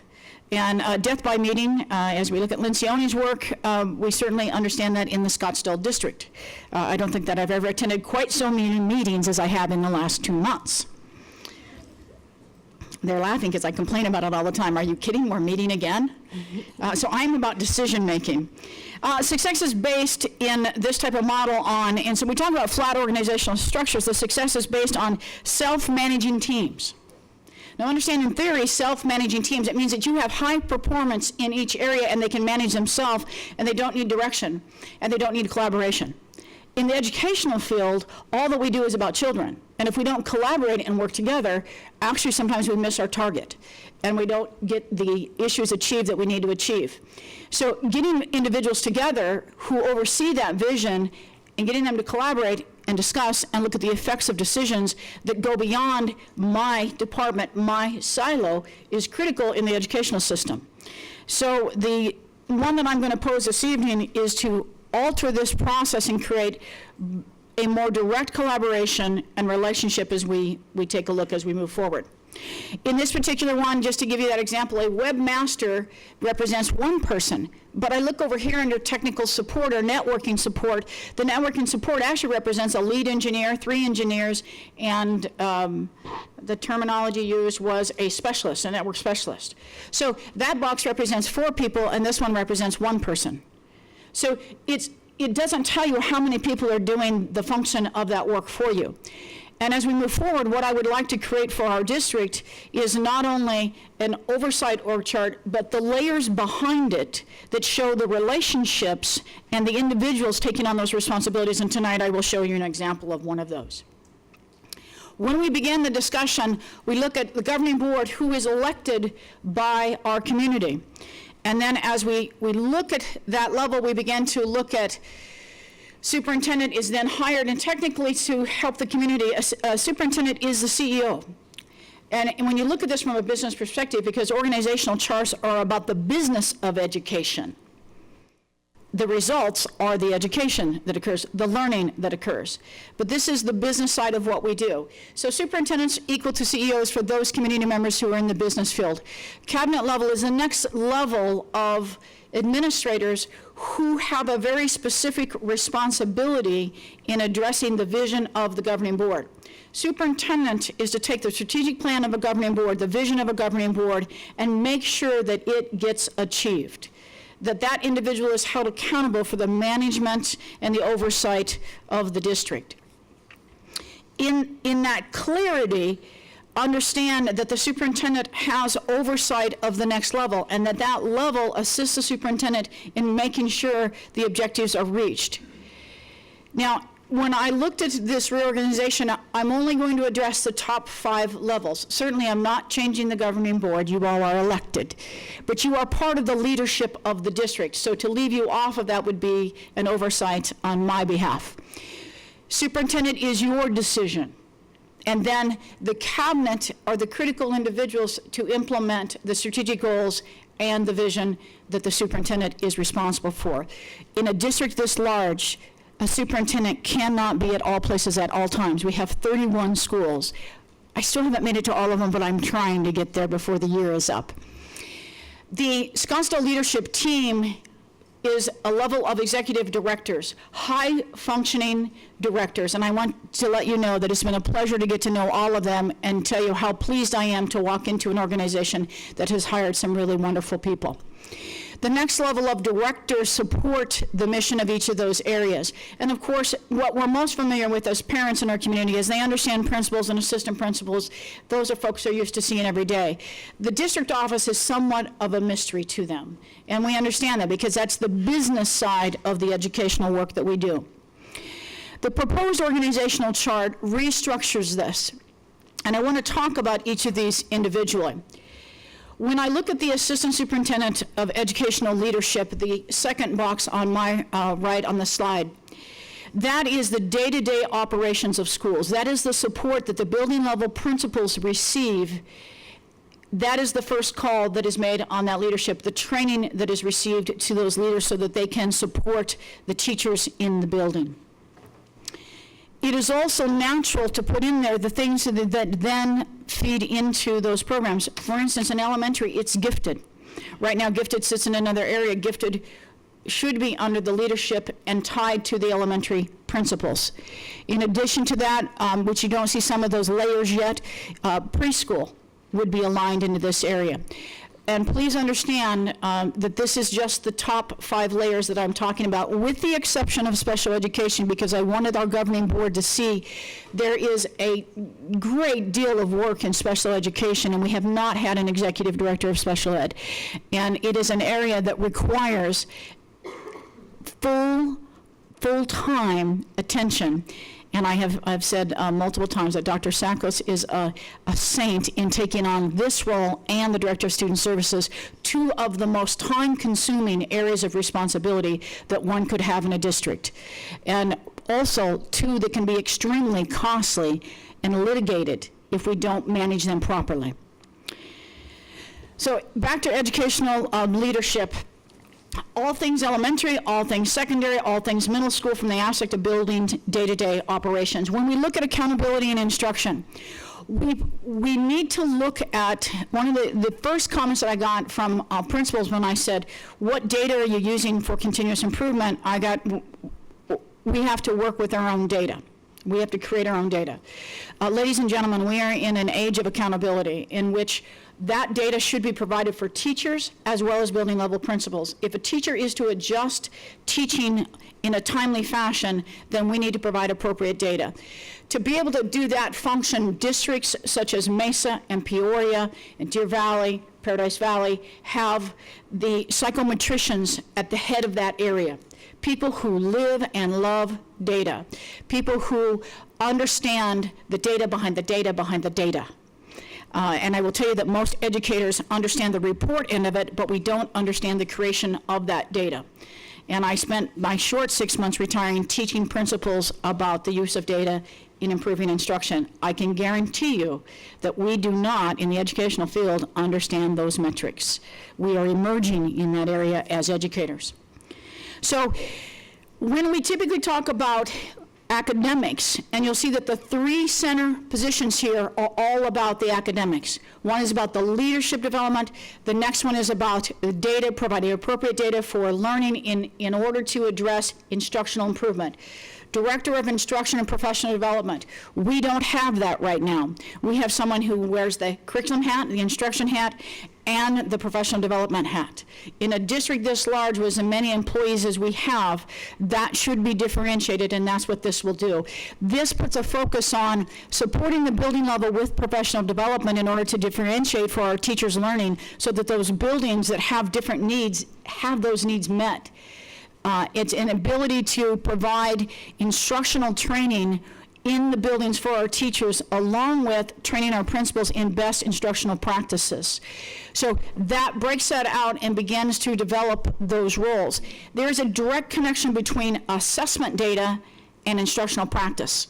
If we've done our work in curriculum and adopting the appropriate curriculum and aligning our standards, we assess that curriculum by looking at the instruction and what the data tells us about the learning of children. If we have schools that are not achieving at the level that they should, we need to go in and take a look at what's happening instructionally and to make sure that there is fidelity to the curriculum. If the curriculum is being taught with fidelity, we analyze the data and go back to supporting the instruction. And supporting the instruction comes through training and materials. Have we done both? And have we been equal in that process? Where we have the greatest needs, we should put the greatest resources. That's what will allow us to do that in this particular area. The Assistant Superintendent of Educational Services. This is a focus on curriculum and educational specificity. In other words, we're looking at the actual programs that exist within our schools and are they successful? And if they are not successful, why are we funding them?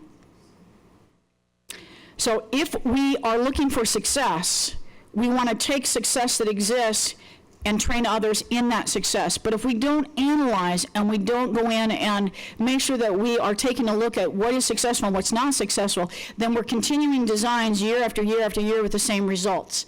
Right now, we are not measuring the success of a traditional school or a STEM school or any of the different academies that we have going on, nor are we assessing even software programs that are put in, but we're asking PTOs to buy certain software, but we haven't said whether it has an impact on learning. So we should assess the impact and make sure that the programs that we're asking a PTO to fund actually has a result in the end and serves its purpose. And understanding that when we roll out world language, we ought to analyze the data over a 3-year period and see if we're actually getting the results that we went in and we met the purpose. So that's a critical role, but that is very much educational design for today and the analysis of it and the educational design going forward. If the governing board goes forward with some type of bond and rebuilding and restructuring of schools, this role becomes critically important in designing and working with those teams in the community on what will those schools look like, what will Tonalea look like if it is rebuilt, and how do we design that to meet the needs of the children who will enter those doors in an appropriate fashion. Those 3 components say to us as a district, our main focus is academic achievement and student learning. Now, we can't do without the chief financial officers. We know that. The AG will hold us accountable, and we certainly don't want to lose that. We have dollars to oversee, millions of dollars in the district that must have oversight. The difference in our district up till now is that's been kind of split in different areas. There were people that oversaw grants and people that oversaw community education, people that oversaw nutritional funds. We have some silos of money. All things money will come up under our chief financial officer. All things dollars. The board should be able to ask Danny O'Brien a question about any fund in the district, and Danny can find it and get it to you in a timely fashion. The difference, I am not a financial person. However, I have good knowledge about finance. But Danny needs to be our expert in finance for our governing board. And we need to make sure that he has everything financial under him. In addition, in finance, there is a heavy component of called maintenance and operations. And maintenance and operations is a critical component in the aspect of dollars because you spend money to keep facilities open and operating and healthy and safe for our children. That too will fall under our chief financial officer. Transportation is about money. Nutrition is about dollars. So everything that has to do with finances begins to fall up under our CFO. That is a very large undertaking that he will have, but I have all the faith that he can handle that. In the Assistant Superintendent of Personnel and Specialized Services, we are looking at hiring a new Director of Special Education. That is a huge role. I'm pleased to say that we have 14 applicants and we'll begin the review process. We were very excited about that. In the aspect of the Executive Director of Support Services, although you don't see a lot under here, when we get to the next layer of organizational chart, you will see that emerge. There is a tremendous amount of people working in prevention, intervention, security, safety, all of those areas that support our students. These are really what typically are called auxiliary services. Some are educational auxiliary, some of them are the operations of a district. Human resources in the business department are operations, but when we start talking about the students in special education, those are our auxiliary services in the area of education.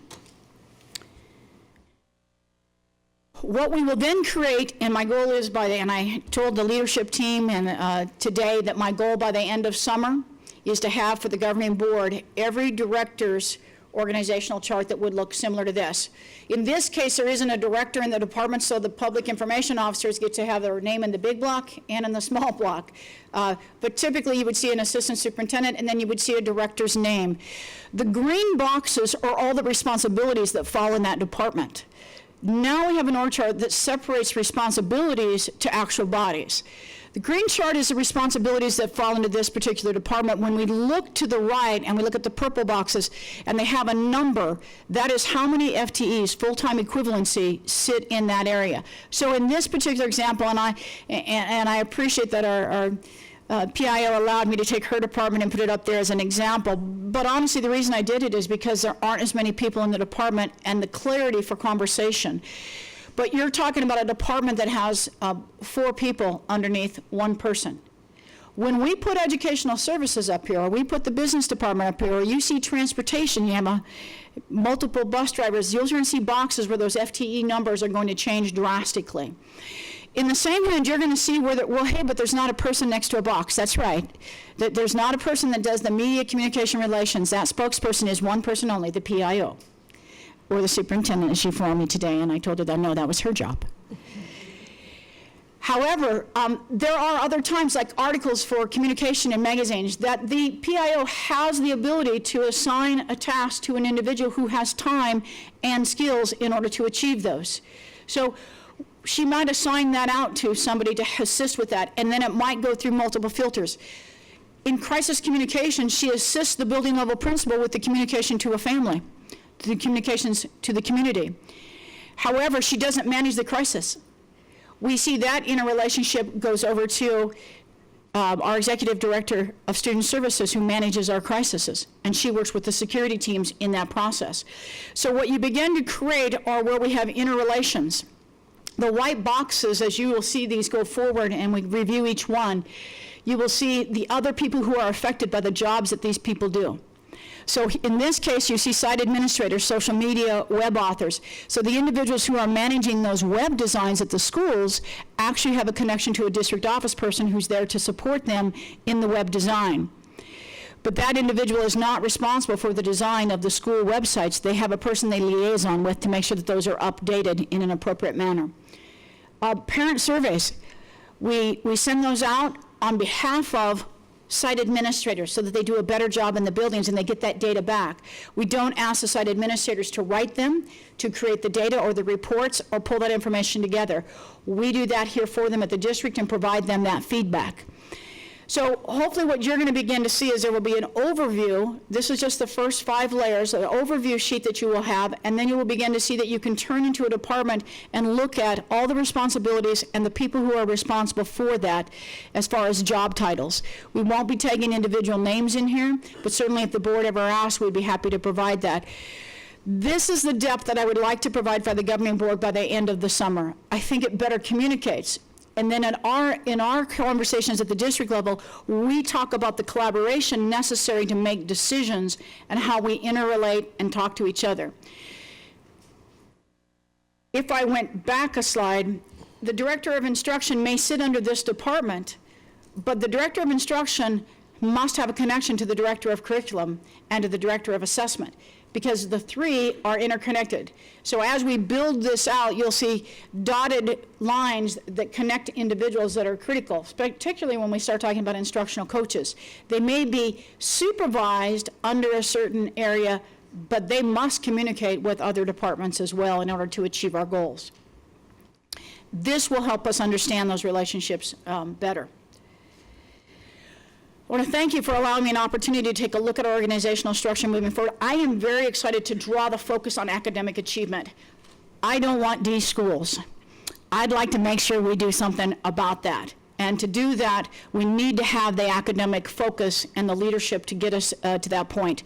This by no means is a reflection of anyone who's been currently working in the district.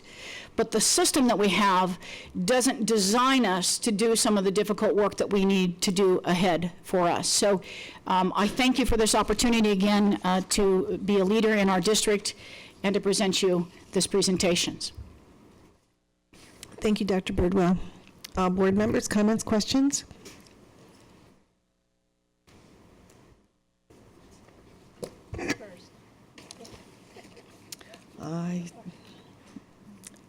Ms. Hartman.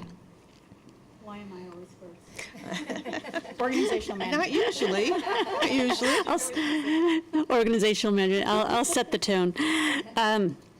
First of all, thank you for the thoughtful presentation, Dr. Birdwell. There is no doubt you've started running in 2 months. I really do actually appreciate the overall thoughtfulness of this because in speaking to it as a system, it's absolutely correct. It's complex. And from a systems thinking standpoint, structure does drive behavior, which drives outcomes. So there's an absolute one-to-one relationship.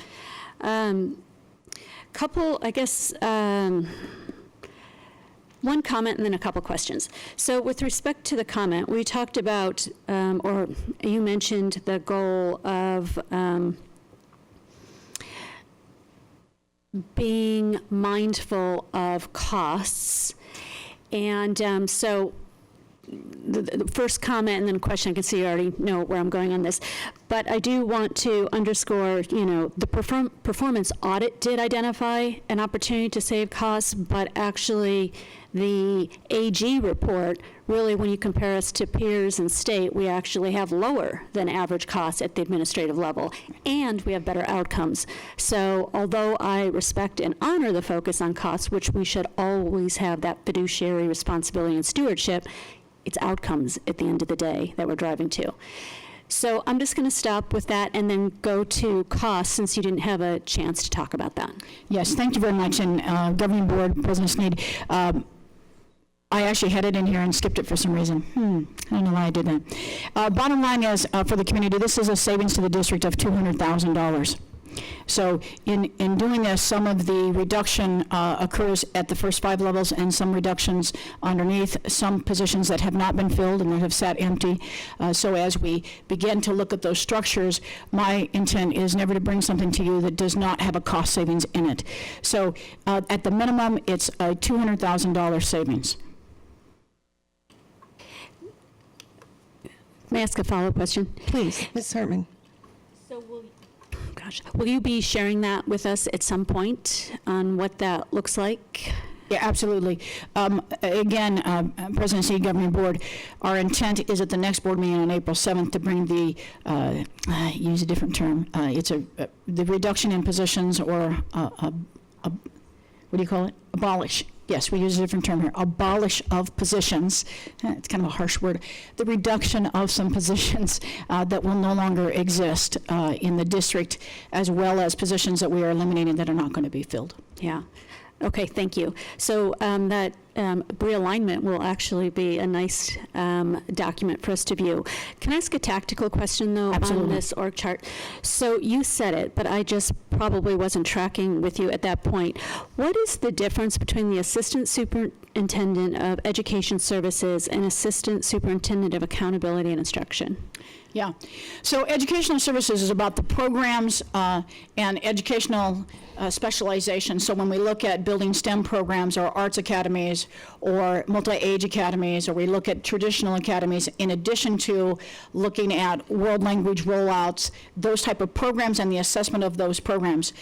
Designing a program and a rollout, for instance, if you're to redesign a school and roll it out under a new program, there is a very lengthy and complex process to doing that. Yes, some of the issues stay the same, mathematics, the teaching of English, the teaching of writing, but the complexity that comes in teaching the pre-engineering kinds of programs and the technology and the integration of technology take on a whole new aspect.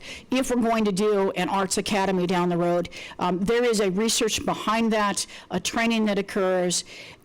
So those types of programs and having that assessment, I believe, are critical as we move forward in the future. Should every school have Mandarin? No. But if you don't have the metrics to measure that and say, where should that exist, where is the interest, and are the dollars being invested in the appropriate place, time, and then being measured? And that's what we're trying to achieve through that. So that's the educational services side. In addition to, the reason that curriculum sits up underneath there is because that is who develops and designs and helps put those pieces together. So teaching and learning right now is got that kind of mile-wide responsibility going on, and what we want to do is get Dr. Benson highly focused on programs, assessment of programs, and curriculum development, and the measure of all these educational programs that sit inside of our schools, and the hundreds of thousands of dollars being spent in the aspect of software systems and others for interventions of learning that we're not measuring. So we want to get that piece done. So that's also looking at current systems and future systems, both of those pieces. Over under accountability, it is data of assessment and learning, data of comparison to national as well as international standards, looking at, are we meeting that world-class piece of our mission? Are our kids, when we look at our benchmark assessments, can we predict and are we able to see the metrics that relate us to national tests such as the ACTs, the PSATs, and looking at PISAs and others that we want to take a look at. Looking at ourselves comparison to other districts in the nation with the same demographics. And then taking that data and bringing down the data to the actual instructional components of looking at formative along with summative assessments to help teachers and groups of teachers make improvement in instruction to make sure no child is left behind and make sure that we don't have any kids falling in the gap. So that we begin to look at the 4 quartiles of learning, and we're looking at the achievement, the lower achievement against the high achievement. Is the high achievement student, the 90th percentile student, making as much academic growth as they should compared to their comparison peers? When we take the Z-scores of students who are low SES, are low SES students taking the same academic growth, personal growth, which is in our mission, along with peers of same SES? And are we doing the 90-90-90? In other words, are we taking kids that come out of high poverty, low SES, and are we actually creating high-performing students and allowing them the doors to their future? That's what this department will help us with. But it means having the ability to look at the metrics, provide the instructional practice, support the teachers with instructional strategies, give them feedback, provide professional development, and support those building level principles in assurance that these best practices are being used. Mm-hmm. Okay, and just one last follow-up question. So that makes a lot of sense. I mean, it's very much a holistic, creating sustainability.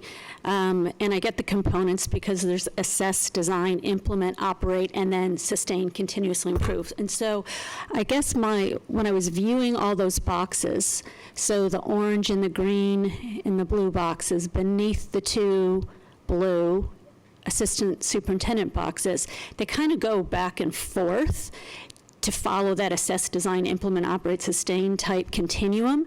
And so I'm just wondering if there's an opportunity, and I realize it's a big job, but is there an opportunity for those 2 boxes to actually be more holistic under one leadership role? Under one? Yeah, those two, because there Yeah. are two new ads, right? I will say that psychometricians do not exist over in educational services. Where is that psychometrician, by the way? Psychometrician is the Assistant Superintendent of Accountability and Instruction. That individual, we don't have a psychometrician technically in our district. We have an assistant principal who became a data assessment individual, and bless Kyle's heart. But psychometricians, if we have a Joe O'Reilly, if we have a Anna McCauley, or we had an Ed Sloth, those are psychometricians. And in larger districts who are really focusing on data to improve learning, you have a psychometrician to guide that process and teach. We need to teach, first we need to provide the data for our teachers, and then we need to teach them how to use that to improve learning. We're just simply not doing that. Okay. We are not using data to drive learning in our district yet. We will be. Okay, so that accountability instruction is the psychometrician? Yep, that's Okay, a psychometrician. got it, okay. So they just happen to live in two different worlds, and quite honestly, they're very rare. So that's going to be a hard to fill. That's a very rare person. Okay, I understand. Thank you. Mrs. Kirby. Thank you, Dr. Birdwell, for the presentation. Comments, you haven't been here to hear me, but I have been asking for years, for the conversation of who are we, who do we want to be, and how do we get there? And I hope that those watching the video tonight or in the audience tonight, or who will watch this in the future, I hope they will realize how meaningful this organization chart is towards answering that question. Because this is an organization chart that I see that has purpose, specific roles, and specific related accountabilities. It was not lost on me when I first saw this, and you did call it out in your presentation, the center, the core of this organization chart being education, flanked by supporting organizations or sub-organizations within the district. And it also wasn't lost on me, because I have said this to some of you before, where you have the finance on one side and HR on the other side. Opposite ends of the spectrum. They have a healthy relationship, but it's a healthy conflict where HR is typically trying to spend money on organizations like ourselves that are very people intensive. And then you've got this finance that is trying to say, well, hang on a minute, we have to make sure we have that money to spend. So pictorially, this organization chart says quite a bit to me.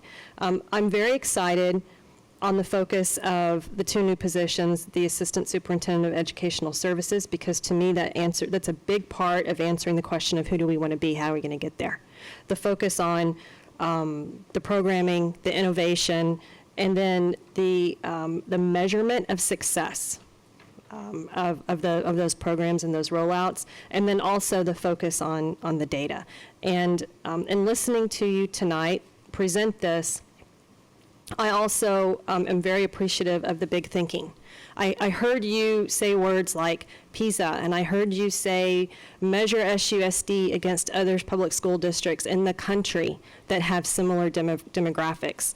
And I'm ready to think big, and I am so grateful that you're right there as well. So thank you. You're very welcome. Nice. There you go. Mrs. Perleberg. Thank you for all the thought, time, and energies put into this reorganization.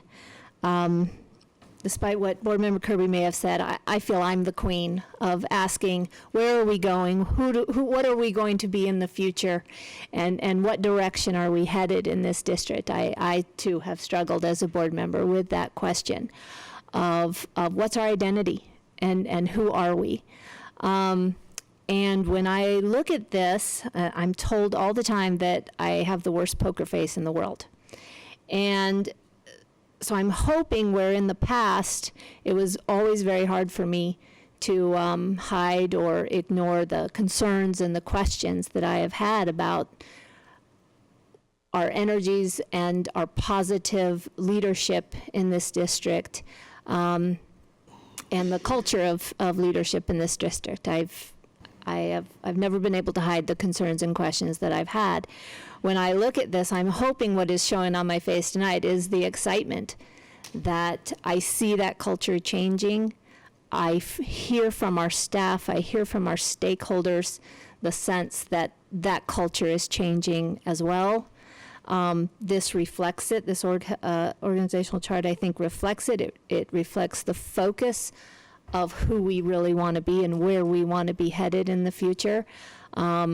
So I too share in the excitement that this first step brings in driving our direction in SUSD, the changes that we want to see in SUSD. I just want to thank you, and I hope my gratitude shows as well for you to come here to our district and shake things up the way you have in such a positive way. And I'm all in. So thank you very much, Dr. Birdwell. Thank you for those compliments. Please understand it wasn't done in isolation, and I have a great team of administrators who I met with every person on the leadership team and had conversations on both sides, and those healthy debates, conversations. It's tough to let go of, this was Dr. Sackos said about CTE, my babies. I can't remember the exact term she used, but it was great because I have to tell you, as educators, we have hearts of educators, and we put our soul into the things that we take on, the projects we take on, and so then to hand that to somebody else is very difficult. But those are the conversations we've been having over the last month, and I have to tell you, they're healthy conversations. And Ms. Kirby, to your point, we ought to have difficult conversations when it comes to should we fund another position. HR's job is always to support the schools, and they'll bring ideas forward, and I've given Danny full permission to say no. Let's discuss it. And you find that let's discuss it moment. And that discussion then occurs in that leadership process to say, is this in the best interest of children? Remember, always the filter, is this going to get us where we need to be for children and learning? So I appreciate both the comments, and Mrs. Hartman, I have to tell you, I so appreciate your management organizational knowledge, and I had the privilege this week to speak to each board member. You all gave me various insight, and I can't thank you enough for the conversations that I've had with the board about organization and direction and leadership. So you all have contributed to this. This has not been done in isolation by myself, so thank you for that. Mr. Jackson? Dr. Birdwell, I want to thank you again. Like my colleagues have pretty much said it all. I think this organizational chart puts education right front and center, which I think has always been there, in my opinion. But it's certainly, when someone looks at our organizational chart now, it becomes more apparent. And I never did, frankly, our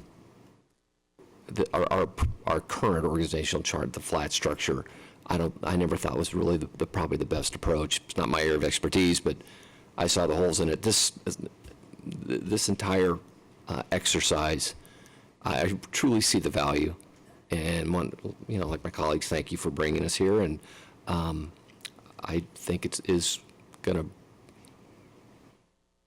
show ultimately real results and outcomes, as Board Member Hartman said.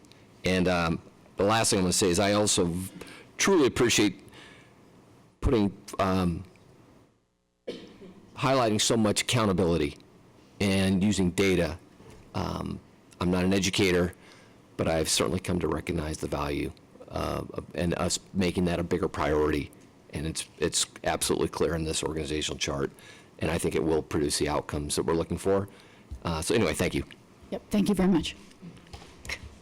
I wanted to thank you too. I know when I called you, I was ecstatic that that we actually stepped out and took that leap and took the chance that people might not understand about adding the title of assistant superintendent.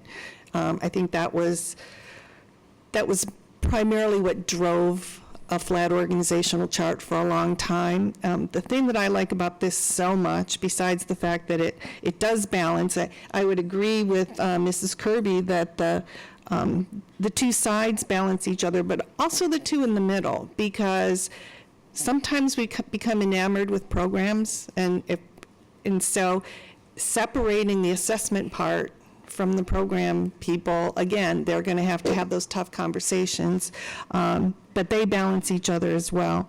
I'm just so excited to see education be highlighted across the very top. And the teaching and learning focus is very exciting to me. I did want to say, being a visual person, I think this is really, I can't wait to get this, something like this onto our website, because people here, I'm just going to throw this out as an average, 10% administrative cost.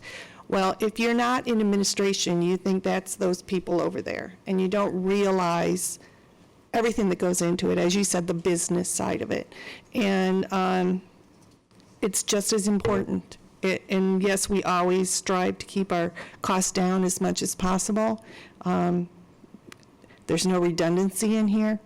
And it's very clean and very visual. And I think it will help to tell the administrative story, quite frankly, to our community, so that they understand there are whole pieces in here that 30 years ago we wouldn't have needed, because we didn't have the accountability, the assessment stuff that has to go to the state, that has to go to the federal level, all the regulations that we have to, the compliance part, which I'm sure any business owner understands regulation and compliance, and that there's a cost to that.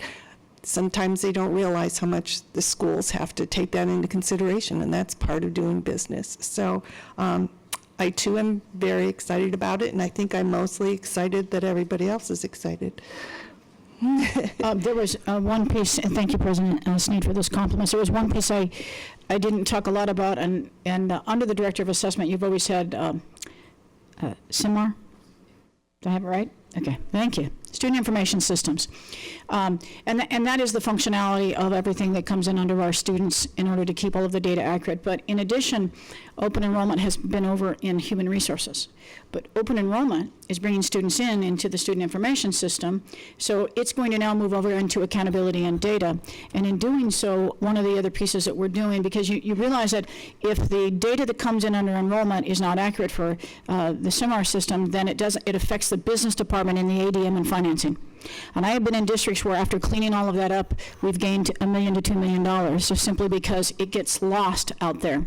So there is that importance of accountability and tracking. However, we are going to here, and we started today, training the buildings. We're going to start with the Desert Mountain community on how to enroll students at the site level to meet the customer in a more friendly manner. So after you take a tour of our school, you then can actually enroll at the site. And our open enrollment department will actually then do the training and accountability of the buildings to make sure that the data is accurate. And then that will come on through the data side of the house, because everything that we do in data starts with enrollment. So we will be actually creating the better customer service by enrollment of your student at the sites, and then making sure that we have that accountable all the way through the system so that your ADM is accurate, and we make sure that we're collecting all the dollars from the state that we possibly can and not losing track of kids. So that is in the process as well. We've heard our community say, boy, I'm clear up in Desert Mountain, and I've got to drive all the way south to enroll. We're beginning that process, and we'll go learning community by learning community, with the goal by next August to have open enrollments at each site with the support of the district office to assure for accuracy. And that will be part of our accountability group as well. Mr. Jackson, your line is oh, that's okay. I just wondered if you had anything to add. Nope, I'm done. Okay. Ms. Hartman, did you have something else? I actually did just have one more question. It's kind of if you give a mouse a cookie. Oh, sorry. Kind of question. No, it's great. Just two tactical questions and then just one overarching question. Where does Scottsdale Online show up on here? Student Services, under Executive Director, Dr. Sakos has taken on all alternative ed, online learning, and all of our intervention. Those are actually somewhat interrelated, and so she is taking those pieces on. We're going to be reinventing some of those and creating a better relationship between each of those components. Okay, thank you. And then this is a question that doesn't need to be answered, I guess, right now. I'm just wondering, though, as I really am beginning to visualize how this looks and how it connects together to drive results, is there at some point where we actually will be able to tie our outcome-based metrics to each one of these pillars, if you will, at some point? You should be able to, particularly in the first three, in the middle three areas. So when we look at the metrics and our outcomes, we ought to be able to see whether the educational leadership has been providing the appropriate professional development and support to teachers in the classroom. We look at whether or not the instructional staff has come in and done that training, and whether our data folks are actually measuring that which should be measured, which sometimes reveals that curricular we have misalignment. So we want to make sure that the fidelity and validity of the curriculum has occurred. So there will be the ability to see academic improvement, particularly in those three columns. Now, that said, when we look at retention of teachers, we also talk about academic improvement.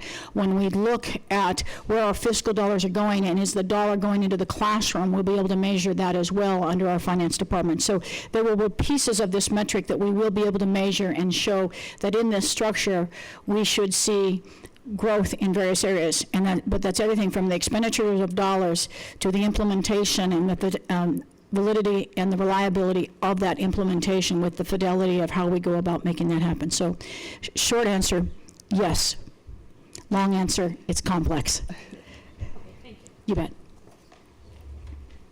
Thank you, Dr. Birdwell.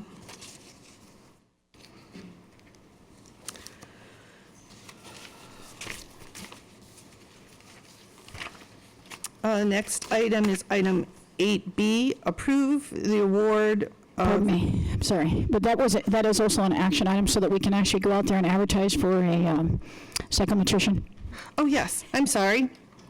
Does anybody want to make a motion? I had my light on to do just that. Oh, okay, I missed it. That's okay. So I move to accept the district reorganization as presented.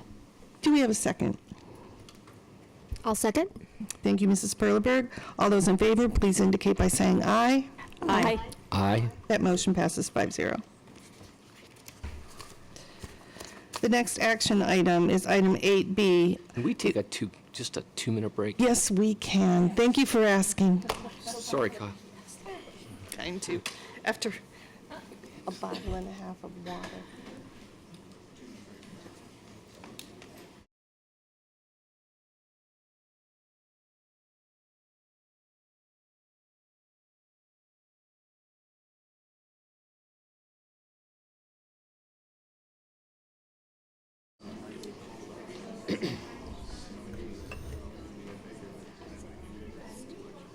And at this time, we will address agenda item 8B, the award of request for proposal, the RFP number 16101, instructional and assessment improvement. Thank you, Madam President, members of the board. Dr. Ross, let me introduce you just briefly. Director of Assessment and Instruction. Do I have your title right this time? Assessment and Instructional Technology. Instructional Technology. So Dr. Ross actually is overseeing all things data in our district at this stage, doing a great job with the systems he has. But today he gets to bring us a system that I believe will help us move forward. So thank you, Dr. Ross, for your work. Thank you, Dr. Birdwell, and good evening, Lisa. And special shout out to everybody who's watching online at home. Hello, Mom.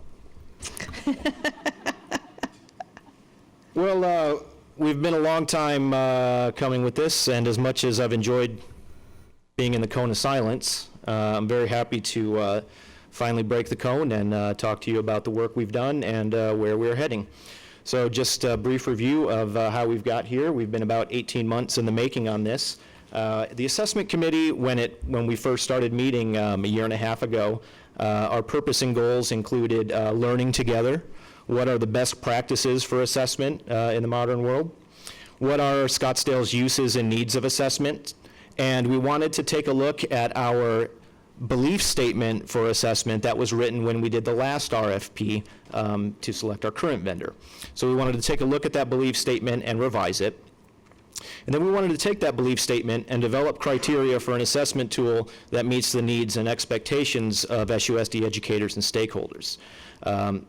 So our next steps were to craft an RFP, or request for proposal, based on criteria recommended from the group, and participate in the review of proposals and vendor presentations. And then finally tonight, recommend an assessment tool that we feel meets the needs, meets the criteria for SUSD. So one of the first things we did this year was to revise that belief statement, what we used to call an assessment philosophy, now we call belief statement. And you've seen this once before, but bring it before you again because it's important, because these statements are what guided our entire RFP process. So the SUSD learning community believes that the fundamental purpose of comprehensive assessment is to measure student learning, growth, and achievement over time. Meaningful student assessment is standards-based, serving various purposes based on student, classroom, district, state, and federal uses and requirements. And assessment provides timely, comparable, and relevant feedback that informs instructional decisions, shapes goals, and encourages students' passion for learning. And I think you'll see that this aligns very well with Dr. Birdwell's presentation of our new organizational plan. Our timeline for this year, our first meeting of the assessment committee was back on September 9th. That was our large group first meeting. That group is made up of 29 members, 7 facilitators, and 6 observers. And those members represent all different walks of life within Scottsdale. We have teachers, administrators, district leaders, et cetera. At our September 24th large group meeting, we began the discussion of the criteria that we wanted to put in the request for proposal.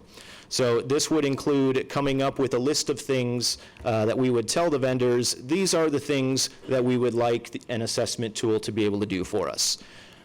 Arching over all of that is that SUSD belief statement for assessment.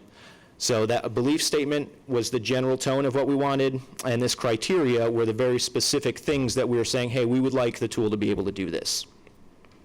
The committee was then broken down into a subcommittee made up of those members, and that included 12 members on that subcommittee. And those were 6 classroom teachers, 2 from elementary, 2 from middle, 2 from high school, 2 site-level administrators, 1 representative from the IT department, 1 representative from the curriculum team, 1 member of the SEA executive board, and 1 representative from the special ed department. That subcommittee met over several sessions and many, many, many hours, and they worked on refining that list of criteria and actually writing the request for proposal that we, as we say, put out on the street. So after that work was done, after November 6th, we did put that RFP on the street, and then we waited for offers to come in from various vendors. On January 6th, that subcommittee met to evaluate those proposals and to look at what was given to us. And then on January 13th, they met again to finish evaluating those proposals and actually score them based on the criteria that we had given them. Based on that, the subcommittee selected their top 3 choices from all of the offers. Between January 15th and January 23rd, 3 members of the subcommittee did reference calls on the 3 finalists. And then on the 26th, we had virtual presentations from the vendor finalists. So these were done via WebEx, via a virtual presentation. Also on that date, the subcommittee did their scoring and their final selection of their recommendation for award.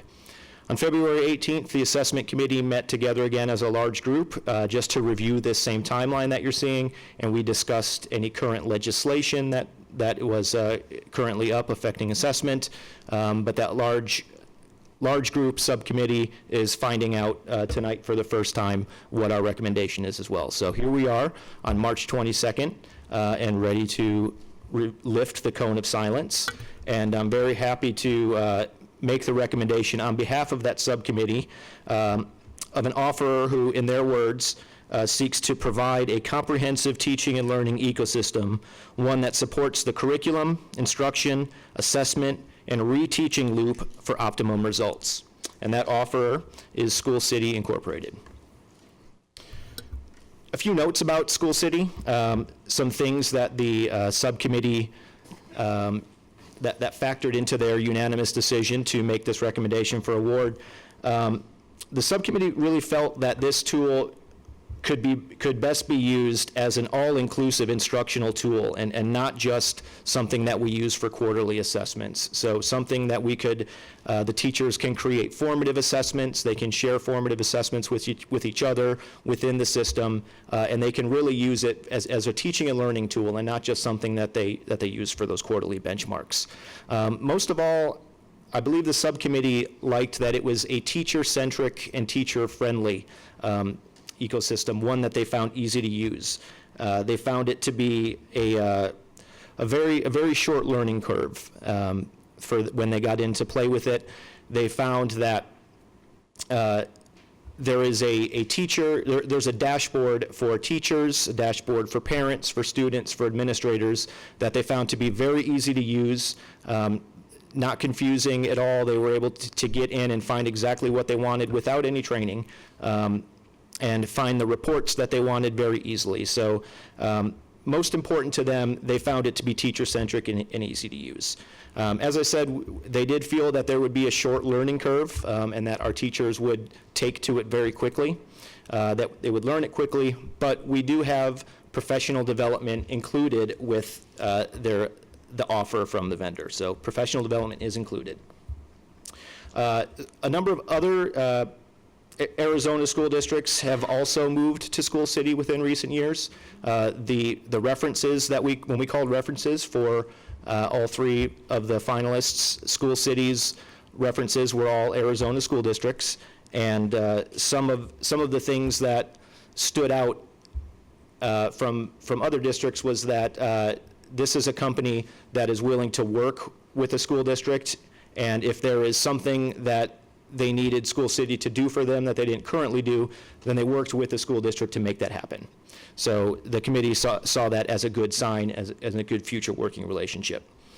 But most importantly, the committee felt that this was the offerer that best met the new belief statement, that three-starred system of belief statement for assessment. So again, I'm happy to be here and on behalf of the subcommittee, recommend the award go to School City Incorporated, and I'll be happy to take any of your questions.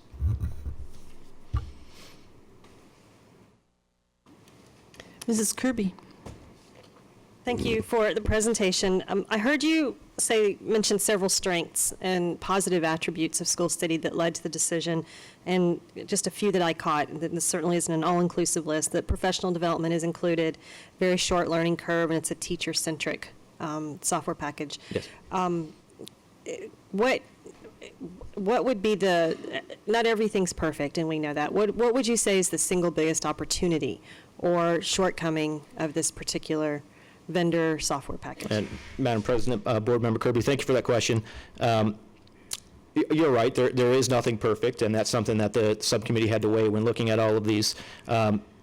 It's difficult to say because we haven't been able to actually talk to the vendor yet and work out all of these details, but it seems as if it would require us to do some of the data analysis ourselves in-house, and we're not considering that to be a humongous problem because Dr. Birdwell's new organization chart does have that psychometrician to be a part of it. So it works well in that, but until we talk to them and really get our hands on the reports that they offer to us within the system, I don't know how big of a drawback that is, but I would say that that's the biggest question going in, if we had a question, would be how much of the data analysis do we have to do ourselves? Okay, great. And then last question is a financial question, so I'm not sure who to direct to.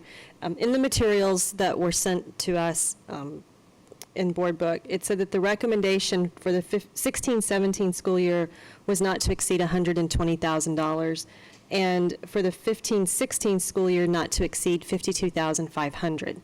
So since it's almost April and we have 3 months left, why wouldn't that not to exceed for this school year be closer to a 30,000 versus the 50? Board Member Kirby, another great question.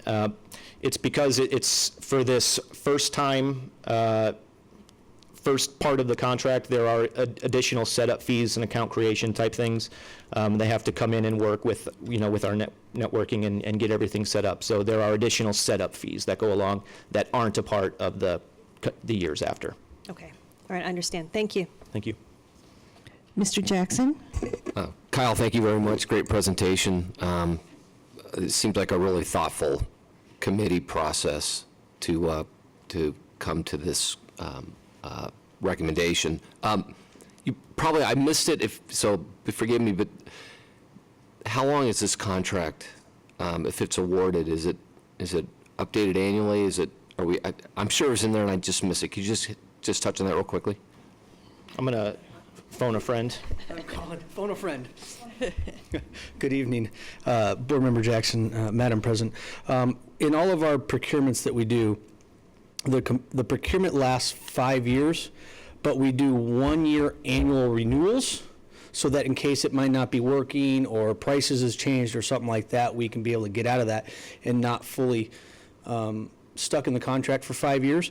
But the contract to the vendor is for 5 years, so we won't, if everything goes well, we won't have to do another RFP for 5 years. Danny, is it,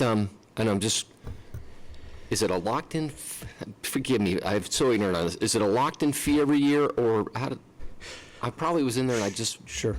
Board Member Jackson, Madam President. Consistent fee annually.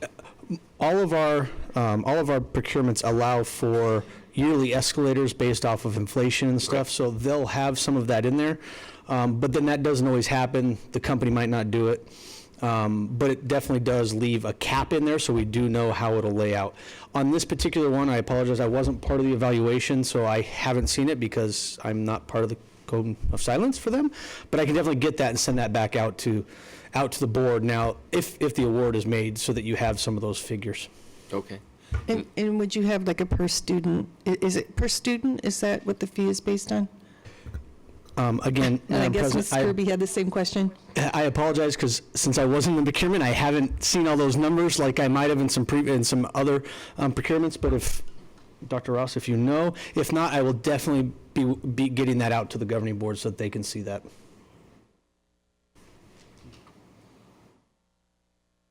Ms. Kirby.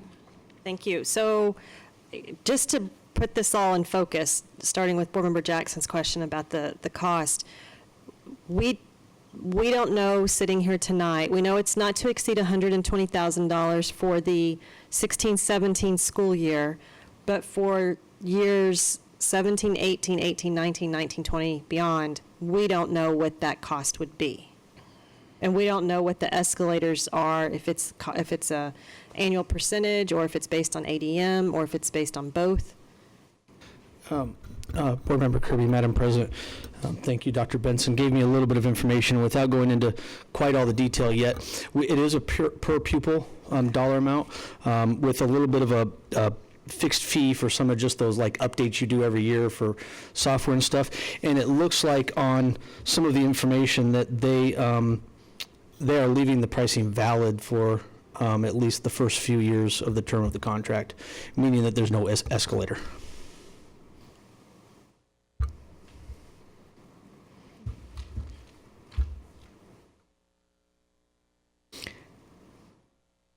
Is this something that you can't tell us because we haven't approved it, but we have to approve it before you can tell us?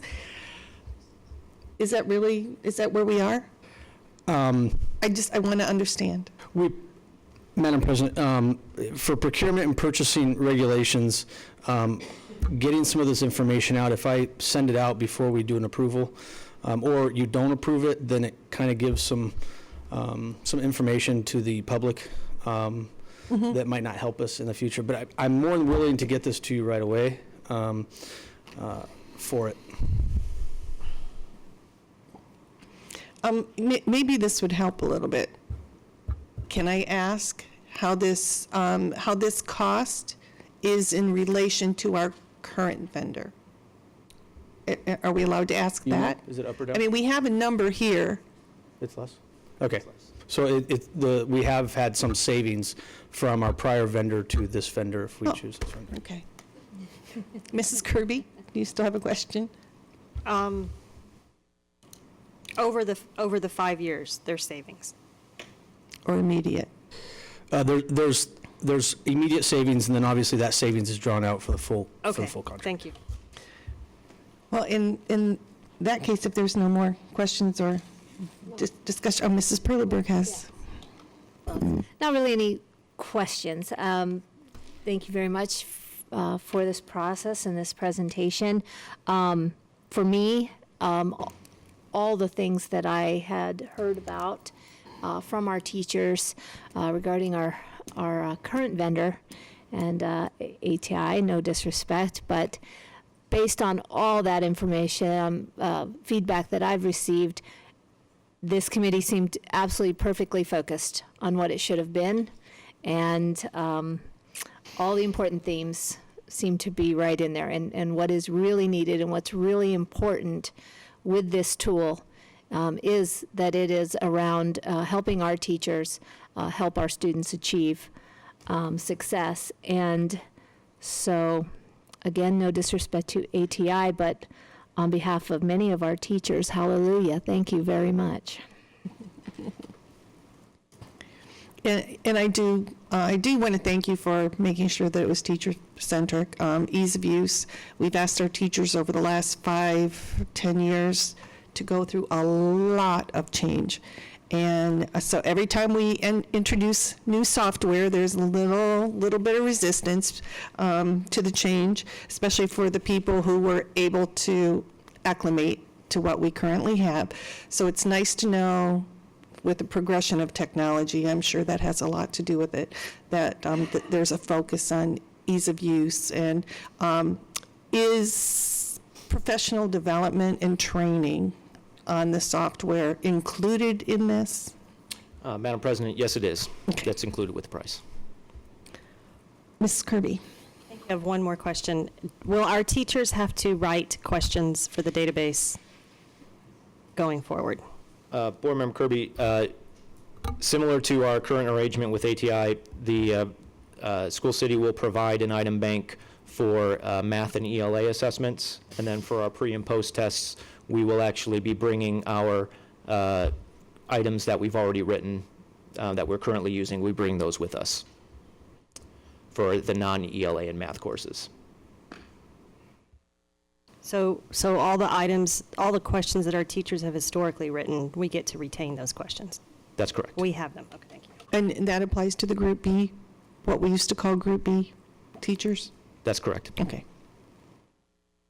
Are there any more questions? Is there a board member that's prepared to make a motion? I move to approve the award of request for proposal RFP number 16101, instructional and assessment improvement. I'll second it. All those in favor, please indicate by saying aye. Aye. Aye. That motion passes 5-0. Dr. Ross and Dr. Benson, please convey to the committee our deepest appreciation for the work that has gone on. This has been a very lengthy process for you.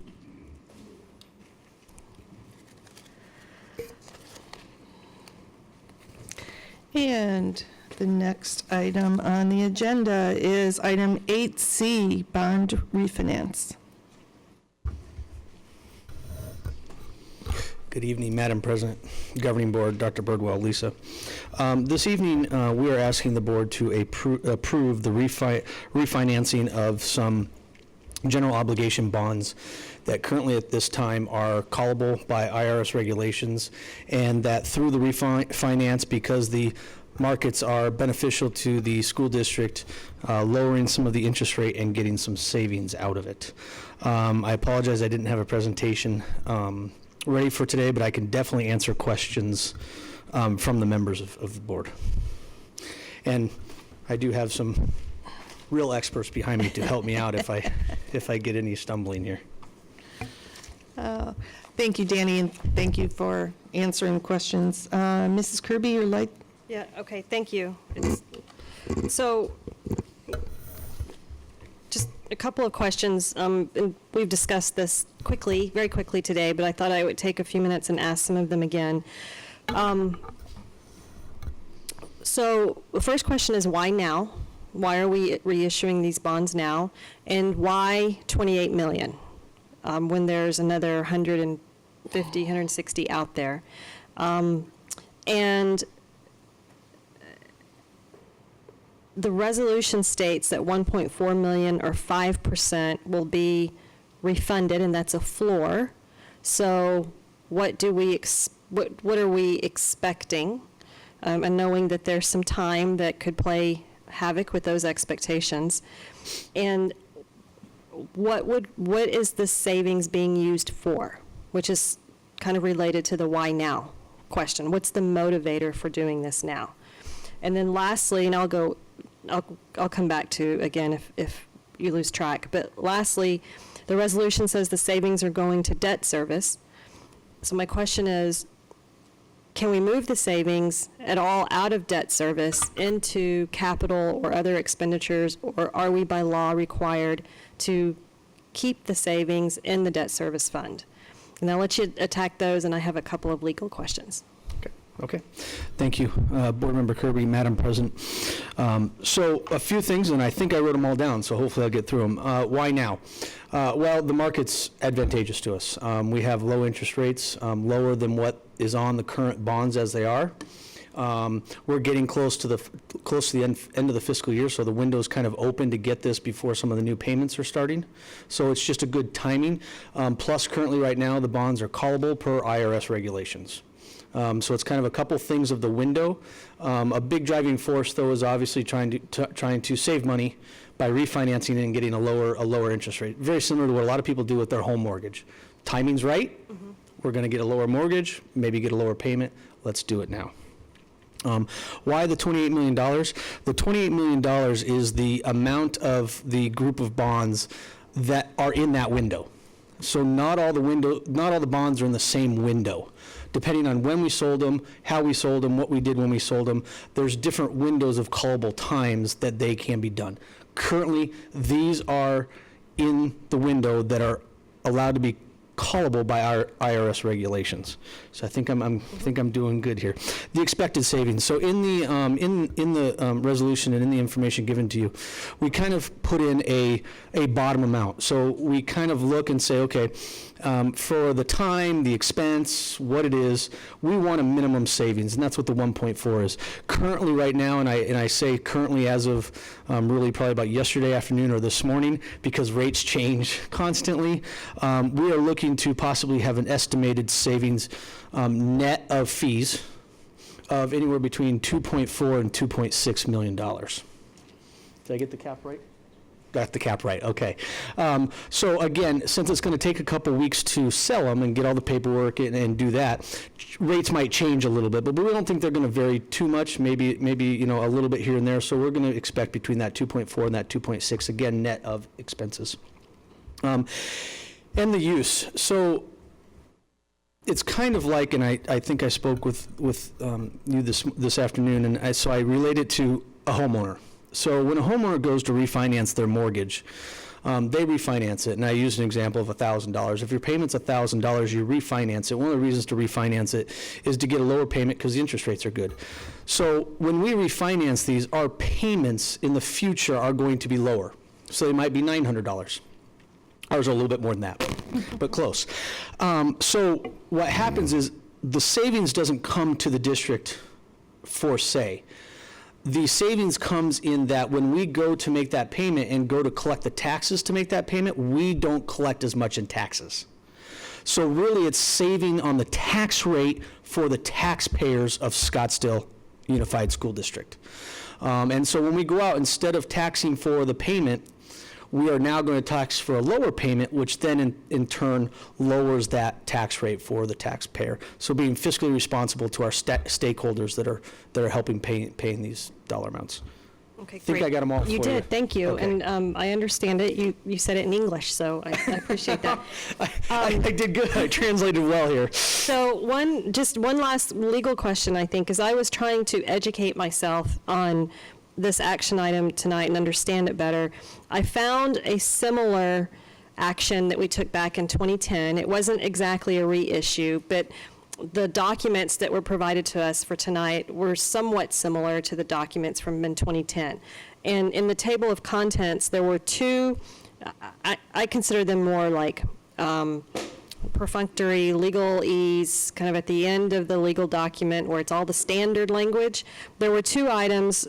One was political contributions, and the other was concerning the official statement. And I won't go into detail now if you understand what those are to save some time. But why are those not included in our action item tonight? Those two components of the document back then that are not in our document and resolution tonight. Board Member Kirby, Madam President, I'm gonna turn it over to the expert here. But generally speaking, it's just over time things change and what you're supposed to be putting in packets change. But I'm going to get the expert to be able to say it in the legalese. Okay. Hopefully, you can translate the English well. Thanks, Danny. Jim Giel with Gus Rosenfeld. Madam President, members of the board, good question. That's great that you're actually looking at the disclosure document, the preliminary official statement. I applaud you for doing that. But what Danny said is exactly right. That document, that POS, is the tool that the district will use to sell the bonds. It does evolve over time. Recently, it's evolved quite a bit with the advent of the limited property tax. A lot of it has changed. But the two sections that you're referring to have nothing to do with that. So the political contributions we've made a decision over time, since we usually have nothing to say there other than the fact that we meaning bond counsel, nor your underwriter have made political contributions to any member of the board. Rather than say that every single time, we only say it if it's true, if we have made political contributions. Okay. So in fact, we have a policy as a firm that we do not contribute, because if we do, we then, through a quirk of the statute, bond lawyers are then considered to be lobbyists, and that raises lots of issues for us when we go to issue bond opinions. So we don't want to fall into that category, so we don't contribute, and I think most professionals have that same policy. So we do survey our members each time to make sure that that is still true and no one's made contributions. So that's the reason for that language coming out. We'll put it in if we need to. And then the Bon, can I ask a question on that? Oh, absolutely. Because the language referred to contributions to members of the board. What about, is that also, everything you just said, also true for members or contributions to political action committees of school districts? We don't survey for that, and nor would we be required to disclose that. That would not fall under the statute. Okay. So there may be some contributions. But if you did, it's still legal to do that? Okay. That would be legal. Thank you. But we wouldn't have to disclose it. Okay. On the second one, that was simply, again, the documents evolved. That was an attempt to describe a closing certificate that is still in existence. So after the bonds are priced and we're ready to close and the district gets the proceeds, there'll be a stack of closing documents we'll put in front of the board president and the superintendent and Danny. We'll get to sign several things. One of them is that the statements made in that disclosure document, that preliminary official statement gets finalized, becomes an official statement that we know, well, when I say we, I mean the district knows of nothing that should have been included in that disclosure document, that official statement, to provide all the material information a bondholder would need to make an investment decision. So that is included in the official statement. That is included as a separate closing certificate, and that's always been the case. But 5 years ago, we thought we should refer to that in the disclosure document as well. We don't see the need to do that any longer. It may find its way in a few, because we have lots of models of disclosure documents out there. They don't always evolve at the same speed, but really there's no need for that. Okay. It was kind of a redundancy. Okay, great. All right, thank you. Absolutely. Mrs. Hartman. Thank you. Thank you, Danny, for the work that you're doing on this. One just quick note and then a question for you. When we spoke this afternoon, you also talked about the refinancing savings is net of fees, so I just want to make sure that that is shared. Great. And then I'm just wondering, are there any interesting financial vehicles that allow us to participate in the debt service savings?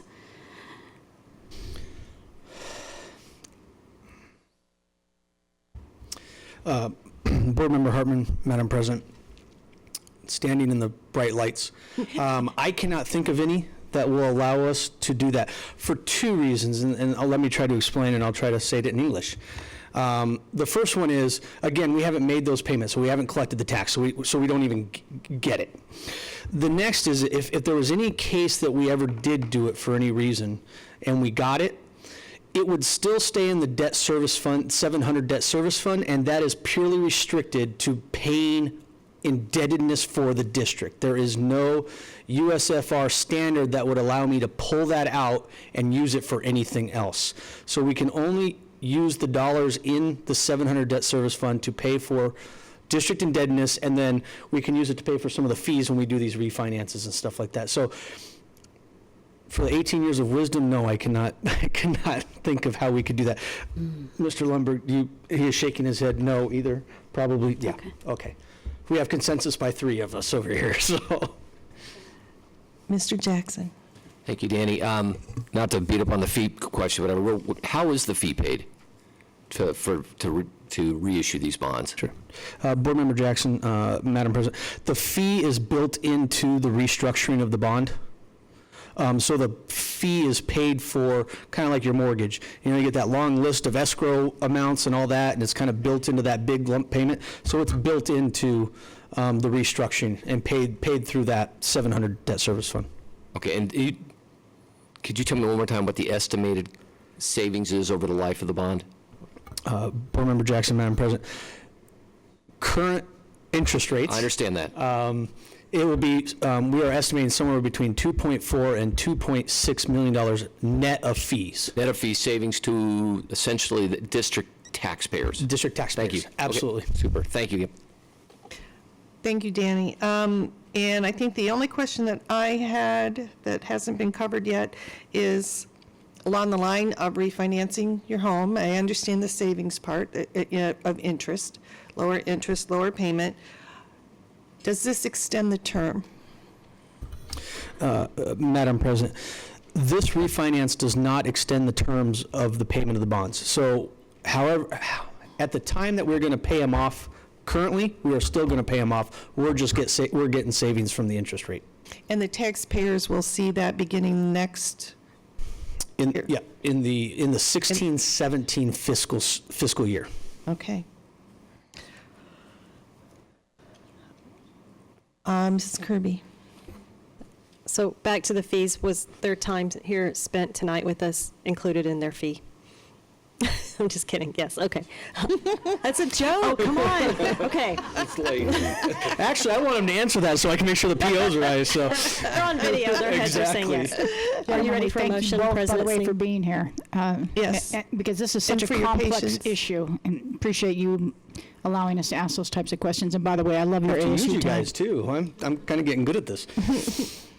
Mr. Jackson, did you have another Nope, comment? I did not. Nope, sorry. And Mrs. Kirby, are you done? I'm ready, are you ready for a motion? I'm ready for a motion. So I move to approve the bond refinance as presented. Thank you, Mrs. Hartman. Mrs. Kirby, all those in favor, please indicate by saying aye. Aye. Aye, and that motion passes 5. Oh, I'm I'm sorry. abstaining. Oh, if that's are you? okay. Yeah, I'm it's sorry, a Mr. Jackson. I technical didn't thing. realize you didn't say. So we can talk about it later. but- Okay, yeah. okay. I'm sure. Thank we have you. So that motion passes 4-0 with one abstention of Mr. Jackson.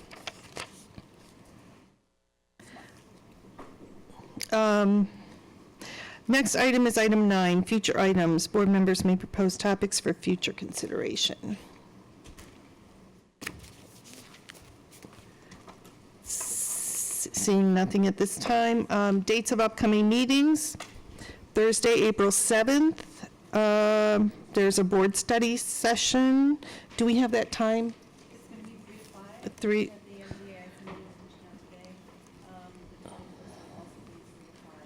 We're waiting for So 3 to 5 on both of those nights, the 7th and the Thank you for that. 21st. The Yep, you're very 14th, you welcome. mean? the 14th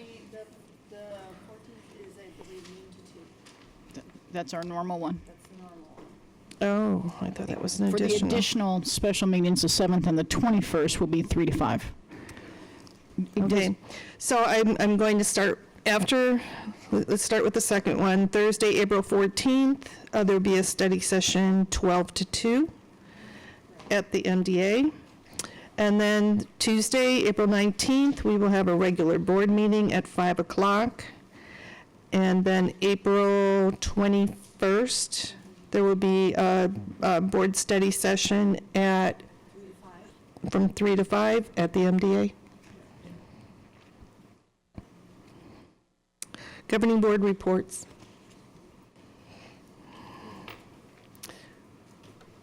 Ms. Hartman. Thank you, President Sneed. In terms of just a couple of activities between February and this March meeting, broke it down into, once again, community outreach and then community partnerships. From community outreach perspective, a number of us were actually in attendance at the BUS, Business Unified for Scottsdale Schools, first community outreach, and I see Julie Brissell in the audience, our executive director of that organization, and there were over 200 people in attendance, which represented both business and community leaders. So it was just a tremendous event, and I think it represents the momentum and the commitment that our community has around Scottsdale Unified. Secondly, had the opportunity to attend the East Valley School Board dinner along with the leadership team and Dr. Birdwell. It was an outstanding dinner, and Dr. Michael Crow was the guest speaker, of which there's going to be continued conversation with him regarding P20 K-12 through post-secondary education, what that might look like in even a more meaningful fashion for Scottsdale Unified. So it was the beginning of a great conversation.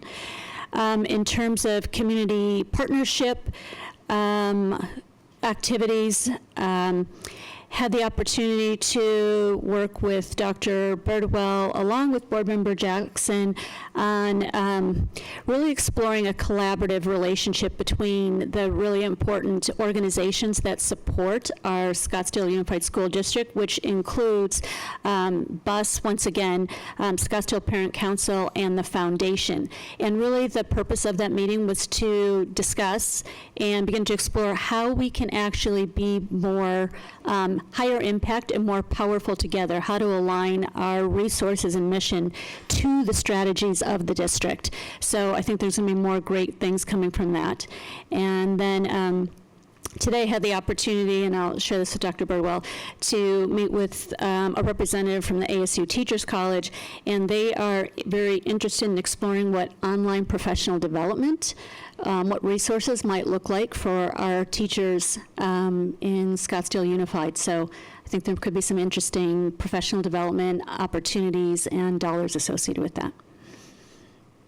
Thank you, Mrs. Hartman. Mr. Jackson? I'll be brief. It's getting late. I too attended the February 17th Business for Unified School District Business Partnership Luncheon. Julie, I hate to do this. Would you just stand up real quickly? This is our executive director who just did an unbelievable job for our first event. Thank you. Sorry to put you in the spot. We did have over 200 people. Grant Woods came, who's hugely entertaining, and it was a wonderful event, and I think I'm very excited about the future of this initiative. And I think the highlight of my month is I was able to go, I think President Sneed did too, to Tonalea for, what was the, Read for America? No, Read for America? Read Across America. Read Across America Day, and read to two first grade classes, and you just cannot believe how cute those kids are. What this little girl ran in and hugged me. I'd never seen her in my life, so it made my month. So it reminds us why we're here, right? With that, I'd like to make a motion to. Oh, I'm sorry, Ms. Primenberg. Very quick, I will Yes, also be brief. please. But I do have to say, you got a hug. One time I visited Holcomb, I got to see a flattened lizard on my visit, so lucky you. I'll be very brief. I just want to give a very big shout out and a thank you to all the staff, teachers, counselors, and SUSD staff that I got to visit with for an afternoon at Unitown up outside of Prescott. It was an incredible experience, and I just want to say that everything this world needs more of, tolerance, compassion, empathy, and understanding is very alive and well at Unitown, and incredible students there, again, incredible staff, and I just wanted to thank them for sharing that event with me, so thanks. Wonderful. Okay. Then I will make a motion to adjourn. I'll second. All those in favor, please indicate by saying aye. Aye. Thank you, everyone, for your attentiveness and all your information.